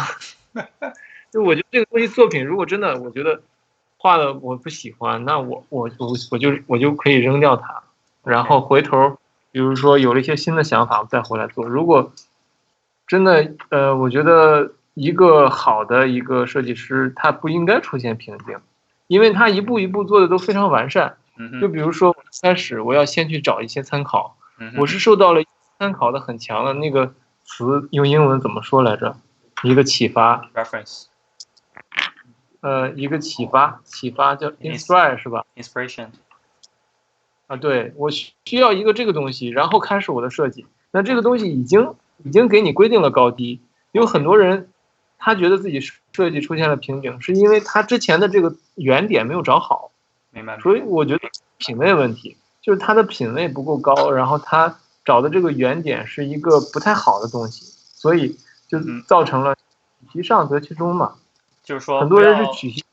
OK， 就是说不要等到最后你设计完发现 OK 设计的不好，然后怎么办？就是他可能从一开始的一些阶段就没有给一个很好的一个出发点，所以说造成了后面的问题。设计出现瓶颈就是取其中得其下了，或者说他没有做好规划，他在想清楚他就开始细化，开始抠得很细，然后他在大关系的阶段，在草图的阶段做好这个步骤。所以他没有发现自己的问题，然后画到一半他发现了，这个时候他改也不好改。所以我觉得其实就是找大量的好的这种启发，然后在草图阶段和小稿阶段做好，这个设计瓶颈可以被避免。所以我觉得一个成熟的一个创作者不应该有设计的瓶颈，或者说他的设计瓶颈都是在小细节上的问题，大方向上。就是策略问题一定要搞明白。行，那我们第二个问题是，当自身的风格与团队想法出现偏差时，会如何协调呢？我们可能当时已经谈过这个问题，但我们可以归结一下，就是如果艺术家的风格跟团队的风格出现不一致的情况下，就是说在风格上有没有一个很好的一个协调的过程？比如说，他让你画一个cyberpunk 一个东西，然后呢，你的风格是就是画很魔幻那种风格，你觉得可不可以用那种魔幻的风格去表现不同的物体？表现不同的主题。我觉得你先问一下 Jeff， 我先试一下手间，我想一下这个问题。Okay, yo Jeff. 回来了。Yeah, this is a similar question we talked about before, like your style, right? So your idea, whenever your idea is different from the team's, your like producer, art director's idea, how you deal with, right? So we talked about this before, right? So we probably say, so when your style is not matching the team's style or the art director's style, so what? Your style? Yeah, your style. Why did they hire you? I don't know, yeah, just for example, right? So you do, imagine that you do Assassin's Creed style, like a freehand painting style, but you have to work on, say, the Halo, right? It's a very, mechanical design game. So how do you deal with that? If they came to me and they said, Jeff, we want to do something that's totally not your style, man, I'd freak out. No, I mean, you try to adapt as best you can, and these days, I mean, style, I mean, so many of the games is just bland realism, right? I mean, unless you're working on like Overwatch or something. I'm not really worried about style, to be honest, that much, because as long as, well, I mean, if I had to work on World of Warcraft, that's a different style. Okay. I mean, I haven't tried, but I would reconsider what I'm doing there. But if you're younger and you don't really have a choice and you're hired as a concept artist to work on whatever, right? You got to try to adapt as much you can. Because when I first started out, I was doing a very, I don't have examples here. I was doing a very cartoony, it looked like kind of anime almost, which is totally not what I'm used to doing. Okay.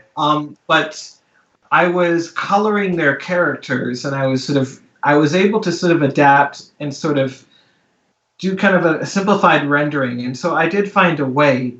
But yeah, damn, if you're not a good fit, then get out of there. That's my advice.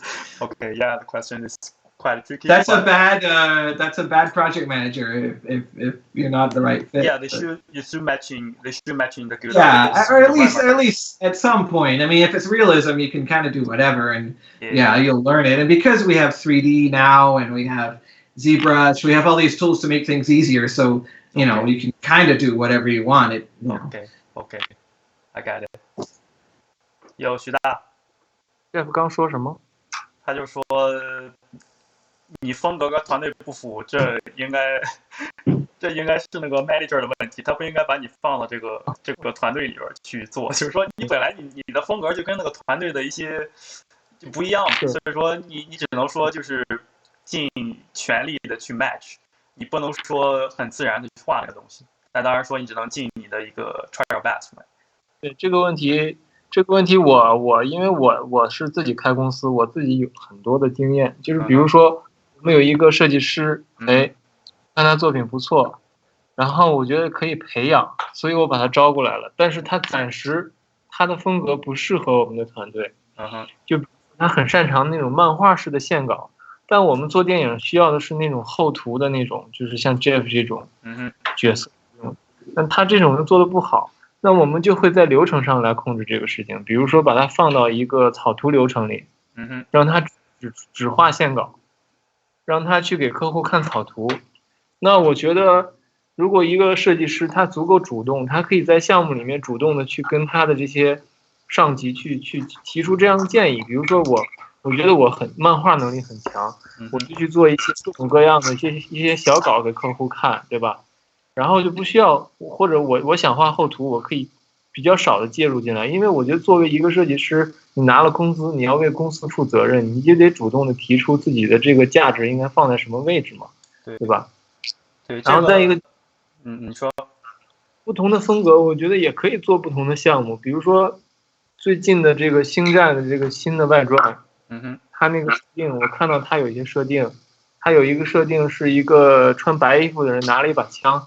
是完全是用那种用那种漫画的那种风格画的，然后是线稿，然后上了个色而已，它不是写实的，它那个造型是很写实，但是它的那个渲染，那个渲染写实。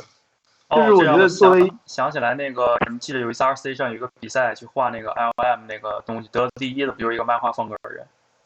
啊，对啊，就是我觉得任何风格都是可以用在任何项目里的，只是取决于你在这个项目里的流程上的位置。比如说你是一个初级的给客户第一次看草稿的流程，还是最终渲染的流程，在流程上是不同，或者说你在这个项目里表现的方式的不同。比如说他画一个穿西装的人，他可以用线稿画，因为穿西装的人本身就是适合用线稿表现的。但你要是画一个怪物的话，他身上有很多斑点，有很多杂质，对吧？那他就适合用现在 Jeff 这张画这种风格去表现，能很直观的看到这个怪物的质感，很多那种渲染。那我觉得这个风格也是取决于在这个项目里，你不可能任何一个项目都是只画一种角色或者只画一种内容，它里面你肯定可以找到自己的适合的这个内容。对，首先就是要找到你自己适合的位置，然后不要去像你说的，之前每个人都有短板嘛，不要在自己的短板去发展。对，我在公司自己短板完全可以放在就是平时的练习里面去提高，对，不要就是说让公司去承受你短板的这个价值上的损失嘛，就是相当于流程里面的流程的位置，就是前后流程的位置和一个项目里面的内容的位置，有些内容是更适合于漫画的，有些内容是更适合于后图体块的，我觉得都可以来。对，我在公司里面基本就是我会就是很主动告诉他我特别擅长画什么，然后一些不擅长的，他每次分给我的任务我都会说我可以做这个，但是说如果你交给就是其他同事做的话，他会做得更快一些更好。这个是确实，如果说你要是在 production work 里面，很多就要讲究一些你的那个效率。就每个人其实都可以画机械，但是说有的人画得好，有的人更擅长画气氛图嘛，所以说很好的一个安排人的位置是挺关键。OK。对，而且作为一个设计师来讲，他应该主动去跟上级沟通这些。对。因为我们国内的概念设计这个行业刚开始发展没多少年，就我觉得，我的经验是，国内很多概念设计师他其实就把自己当一画图的了。他不会太主动去跟上级说这些事儿，聊，基本上就是我跟你说怎么画，然后就好 OK， 然后没有任何反馈，只有上对下的说的话，没有下对上的反馈，太单向，这个就太单向。对，OK， 我们第三个问题是次时代游戏设计与电影概念设计的区别在哪里？这个你先问 Jeff 吧，因为次世代游戏我没做过。My answer was a lot shorter. You, Jeff, yeah, I'll give you another question. My answer is just quit. Like AAA games. So what's the difference between AAA games, concept art between AAA games and movie? Because you did AAA games, right? And you did some movie credit before as well. So what's the difference you feel? The only difference for me was a movie has to be faster. Okay. I had to do an image in, a night. So all I had was 4 hours a night to do an image. So I didn't have much time to mess around too much. And the feedback was fast and quick. But again, I mean, my experience could be very different. So they just boom, boom, boom, boom, boom. Whereas games, you do a character and you talk to your modeler, you talk to your art director, and you talk to some other guys. You say, okay, let's try this, and it's more of a team. For me, film freelance was you're like a prostitute. You're like, boom, okay, thanks. Here's your money. Okay. It was very impersonal. But maybe because I'm freelance and because they don't care, they just want the images, and I'm not as big a part of the team. But even when I look at film art, film concept compared to games, I feel like there's a lot more photo bashing, a lot more. It's more efficient and sort of brutal, and maybe not as pretty. I think. I think because video games, you have more time. You want to make it pretty, make it cool and over rendered. But I look at movies and it's like boom, it's the face of the actor, boom, Photoshop, boom, stick it on, photo bash.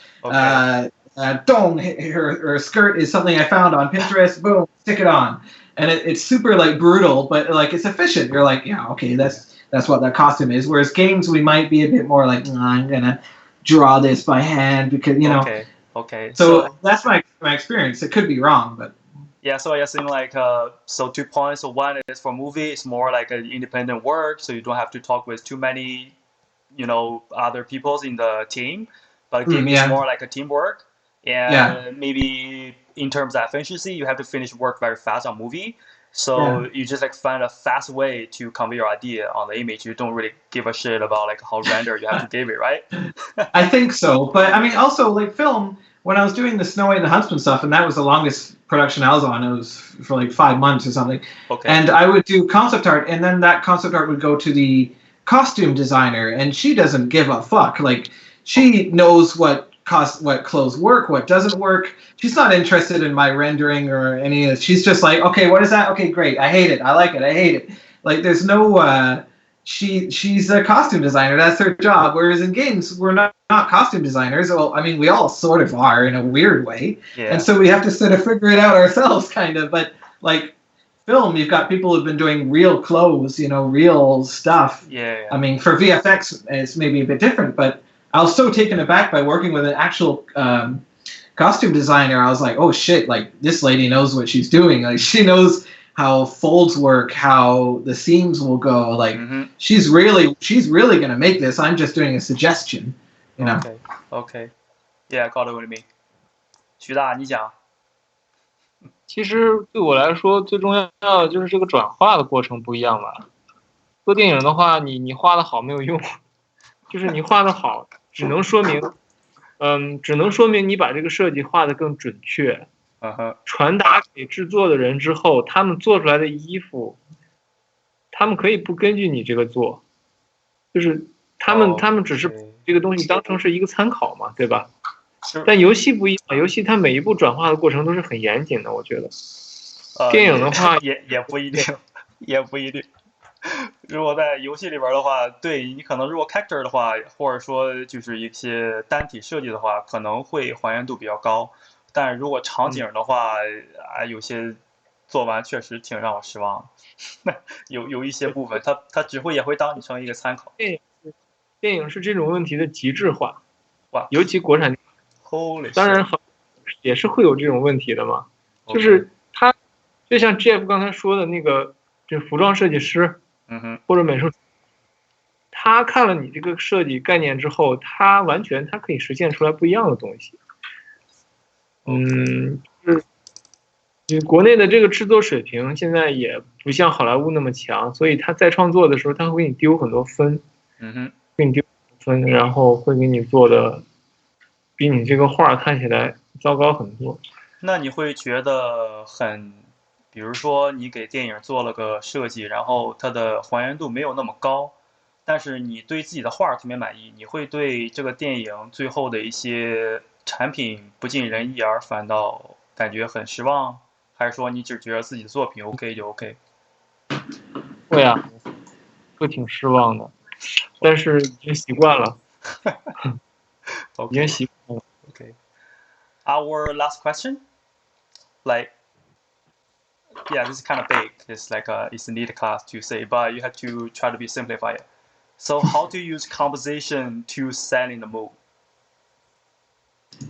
Composition to set the mood. Yeah, I know you are not professional environment artist, but yeah, right. Try to answer this. Me. Or you can say your character thing, right? So if you're doing a character, if it's just like a portrait looking, right? So there's no any gesture, but you only give like a textures and render the kind of structure and give a little bit weird color or something. So how do you use this kind of element to set a mood? If you don't really do environment design?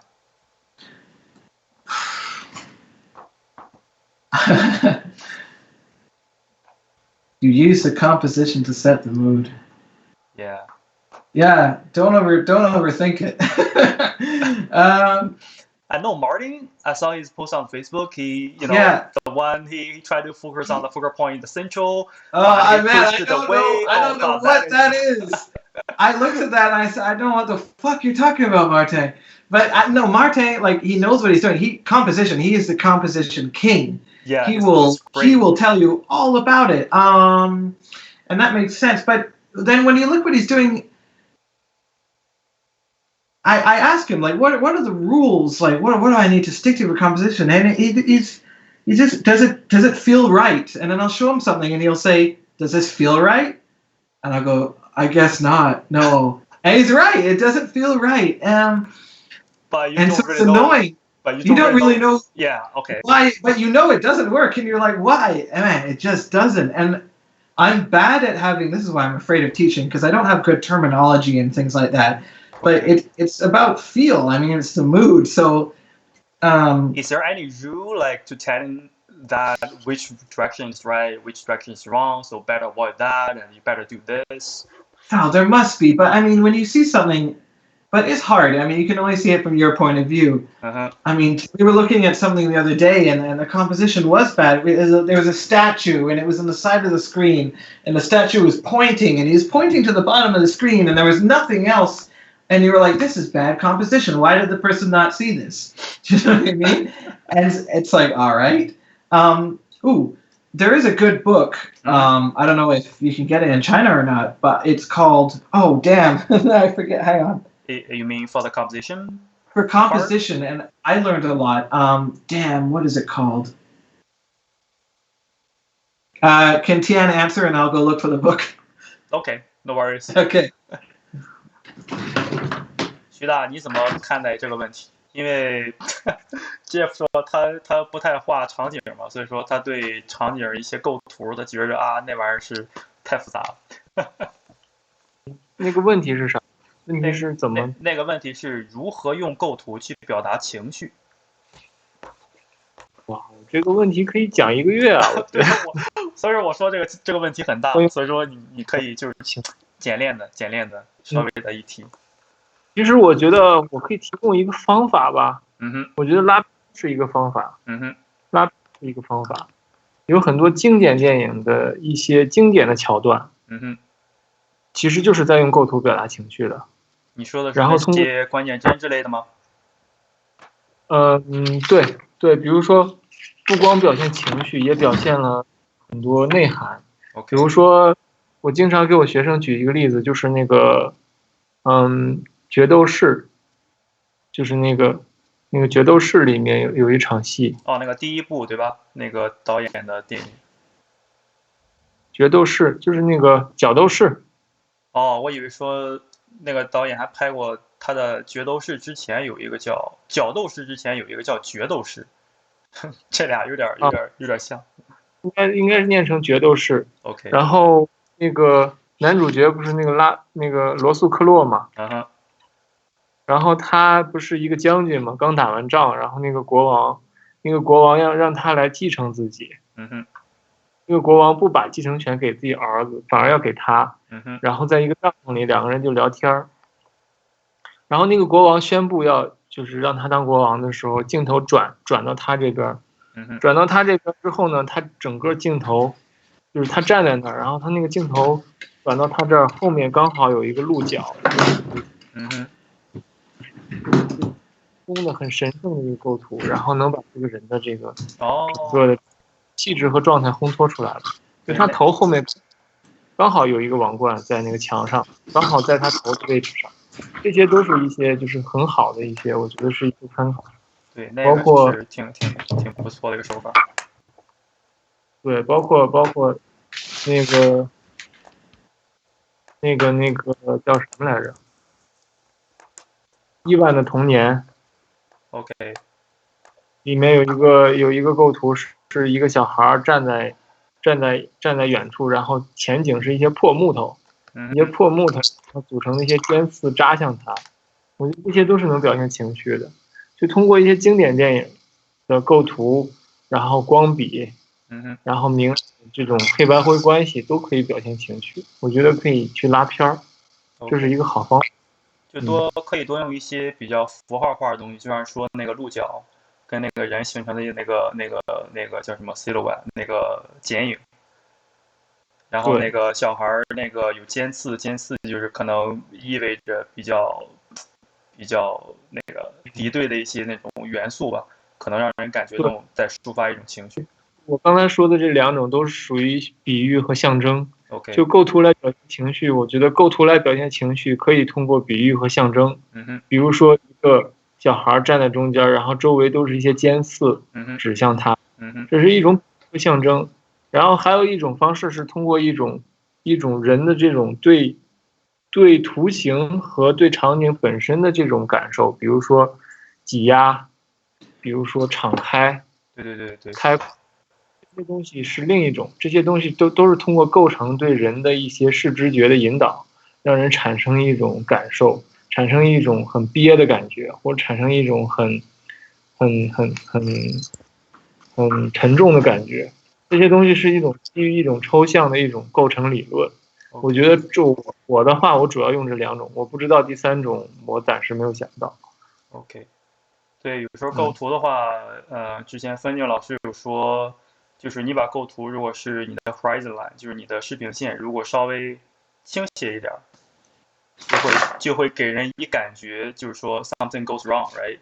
然后就有那种去接下一个镜头的一个手法，一个典型的手法。然后还有一些，比如说是，如果你要表现一个人的压迫感，你可以用仰视，对吧？对，优越感之类的。对，OK。包括你可以打光，其实跟构图也有关系。你可以把整个人打得很重，颜色很重，它在构图里就产生了一种分量。对，那就涉及到打光了，去利用另一种手法去。构图跟打光，我觉得构图跟黑白灰是能挂钩的嘛，因为你那也可以。同样的，黑白灰的构图就不一样。你把这个人打亮，他如果是仰视，就产生一种神圣感。但是你如果一个仰视的人，你把它给变成一个逆光，它就有一种压迫感。Makes sense。就是研究这些东西吧。Yo, Jeff. You found the book? It's called Framed Ink. Oh, it's good. Fuck, this one. Yeah. Good stuff, man.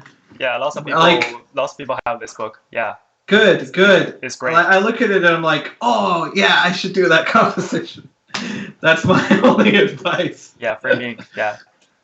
I know some people already translate it to Chinese, so they have the PDF version, so it's really easy to understand it. It's definitely recommended. Yeah, for sure. A lot about contrast, like big versus small, dark versus light, stuff like that. Yeah, super good. Yeah, we should ask Martin next time for the composition study lesson. Man, Martin, man, he's a composition guy. Yeah, I should reach him later to see if we can grab him here.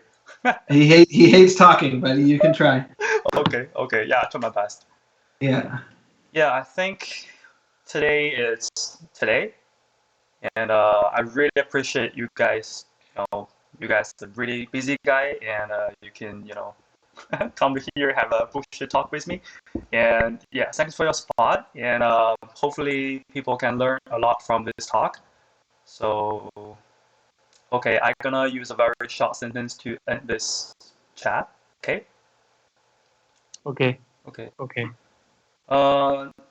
今天的节目呢，大概就到这儿。然后在节目的最后呢，非常感谢Jeff Simpson and Tianhua come to our chat and talk a little bit knowledge about what we care and what we need to improve in our industry. So for China and outside China, okay. 节目最后很希望大家能够一如既往的支持异类 chat 这个节目，然后 yeah 非常感谢徐大和 Jeff 的参与，我是 Leo， 我们下期再见，拜拜，拜拜 ，say bye， Bye， 拜拜 ，yeah， all right， we're down， we did it. Ooh. Yeah， it's hot, man. Yeah, you like it? Do I like it hot? No. So what are you saying, Tianhua? So what are you saying? 啊，你说我说什么吗？啊。我说 Nice to see you, Jeff. Yes, man. I'm a big fan. No, We look at your work all the time, and we go like, "Oh no, he's gonna take our job. No, he's too good, man." Yeah, I think. You and Ranjia, we like Ranja. a lot. Yeah, those guys. Okay. You two guys. 阮家. Ranjia. Yeah. Yeah. I think the Good. wall, the wall on the internet in China blocks so many artists to contact with you guys. Oh really? Yeah. Wow. So We can do Skype. yeah. So this is why I really want to have this kind of chat, so we can interact with some really good artists like you, so we can have the really good talk and let people know you and what's going on outside of China, right? So Is there like a Chinese art station? I don't think so. No. Really? No. There's no like art site that. I think our station it's accessible in China, but Oh, cool. Okay. Facebook no, and Instagram no, Pinterest no, yeah, Google no. So, but they can use like a VPN and stuff to jump over. Sometimes, depends on that. So ArtStation is the easiest way to I think show so. China our art, I suppose. Yeah, I think so. This is the only Okay. place. It's the only place to chat with those guys. Good to know. Good to know. Yeah. Jeff, do you have an Instagram? Yeah, I do. Wow, I love Instagram. I'm sad that China doesn't have it. Yeah, we have to jump the wall to access the Instagram as well. So it's kind of tricky. It's mostly photos of food, to be honest, though. So it's okay. Okay. Dogs and food and cats. Dogs, food, and cats. That's all it. That's all it really is. Yeah. All right. 徐大，你还有什么问题吗？还有说，对，你可以跟他，对，你可以加他 Instagram。他现在还是在那个刺客信条那个公司是吗？对，他还在那个公司，但是我不知道他换没换项目组。我估计换了，他也不能说是什么项目组。其实我是特别想知道，就是像他们这种刺客信条这种项目是有外包的吗 I think so. Yo, Jeff. Can you do Assassin's Creed, send out resource to China or somewhere else? Do we send? What was the question? Do you send the art source? Yeah, we have a studio in hang on. We have a studio in Shanghai, I think. Oh, Virtuos, right? I think so. It's Virtuos? It might be. We have so many. We have one in Singapore. We have one in I think it's in Shanghai. Okay. 那个维塔士。哦，维塔士啊，我们要跟维塔士合作。对我们项目也去经常发包，不过他们会经常的换一些外包公司吧，就是好比说他会就派公司的人去那个外包公司去考察，如果你可以的话，我们就跟你合作之类的。Yeah, there's one in Chengdu and there's one in Shanghai. Yeah, I think it's Virtuos. Yeah. Okay. Yeah. Okay. Yeah. Do you know Thomas Rollers? Thomas Rollu. Yeah, I do. Oh shit. Yeah, I just did a beat for him. Like you did something for him? Yeah. At work? Yeah, he just did. He wants something from us, and I just finished one piece with him last week. Yeah, you're on the same project. Yeah. Yeah. Nice. Shit. Okay. I think this. Any question for Tianhua? You? Oh, yeah. What? Is he ever coming to Canada? Yeah, he just came to LA last month. No, Canada. Fuck the US. Fuck US. Okay. Next time. Fuck US. Come to Montreal, man. Okay. And if you come to Beijing, you can call me. Hey, maybe. Yeah. Come. We have our food is not good, but Lots of good artists here, at least. Yeah. 我差一点就去了加拿大，你应该早过来了，我靠。对，我差点就去了。之前是那个 Water。哦 ，Walla 不就在蒙特利尔吗？对啊，对吧你可以跟他说啊，我差点去了 Water。Tianhua almost went to the Walla. The water? Walla, the studio. Volta. Yeah. Oh, don't go there. No, don't. They're weird. They're weird. Okay. I won't say anything, as I hear some stories, but it's a no. Okay. No, but hey, so if we offered Qian a job, would he be willing to move to Montreal? What? Offer me a job? Would you? Yeah. If we did, would you move to Montreal? It's great. I think it's great, but I want to be a director in China. Better. I want to direct my own film, and I have some chance to do some production designer works, and I want to do something in here. But Good. It's great. I think it's great. It's a much better idea. No, but you were asking if Ubisoft was in China, so I'm like, oh, does he want to work for Ubisoft? I don't know. Yeah. We don't have anything that cool, man. It's not that great. Tian owns his own company to work for movie industry, so it's really great. Yeah. He doesn't need to come there. It's fine. Oh, but Montreal would be cheaper, man. Yeah, in fact, the car insurance is most cheap than Ontario. Shit. Yeah, man. Yeah, Get him to move here. Here is too expensive. Toronto. Nah, not Toronto. Fuck that. Okay, so you're coming to Toronto in August, right? Oh yeah. Yeah, I'm gonna be there to review the portfolio stuff for students. So yeah, we're gonna be in August. So I don't know what I'm gonna talk about, but. Jeff is going to live in Toronto. No， 他是在那个 Edge Control 就是一个做 workshop 的，他在那个多伦多开那个就是。Can we get Tian to come to the workshop? I don't know 他是那个 workshop， 他请了很多人嘛，就是 Jeff 是其中一位，有4-5位要来就是做讲座一类，就是去年请了 Jama 还有一些 Even 他们那些人，对，今年就会请他来，然后我要去见他之类的。他说他想请你过去。It's a long flight though. My English sucks.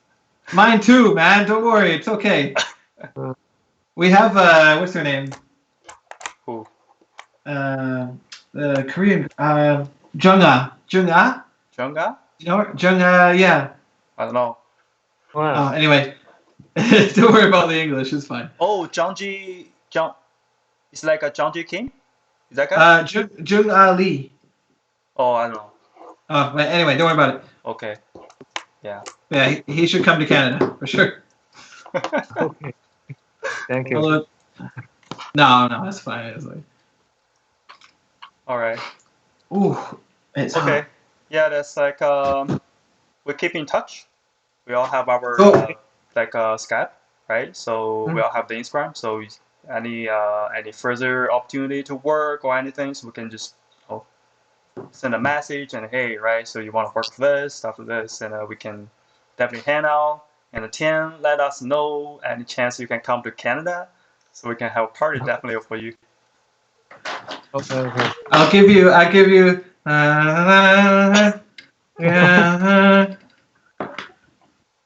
You can have it. Let's go here. Thank you. Oh, let me know how people respond to this. Oh yeah, for sure. After after we post on the internet, I'm gonna send you the link so you can check it out, the comments stuff. Cool. Probably not. You don't really know the Chinese, but I gotta let you know. Hey, I know Bu Hao. I know Tai Gui La. Yeah, it's too fucking expensive, man. Yeah. I used to date a Chinese girl, and we would go to we would go downtown, and she'd teach me She teach me this is too expensive. So I go 太贵了. Okay. How? Uh-huh. That's all I know. Yeah, so this this chat, this kind of like they call it the chat. So this is kind of right now the only one to grab some artists outside of China to talk with artists in China. So we kind of do the bridge thing to connect you guys and talk about the industry around the world. So I think it's kind of a popular channel. I hope so, right? So this is our first one, and I really appreciate you come to as our main guest and have a talk with Tian and me. So yeah, appreciate it, man. Cool, man. Happy to be here. Cool. All right. So yeah, I'm gonna see you August and 徐大，我们回头国内见。好的，好吧，好，好的，谢谢。Everybody, good night，拜拜。来，拜。Out. Bye. Goodbye.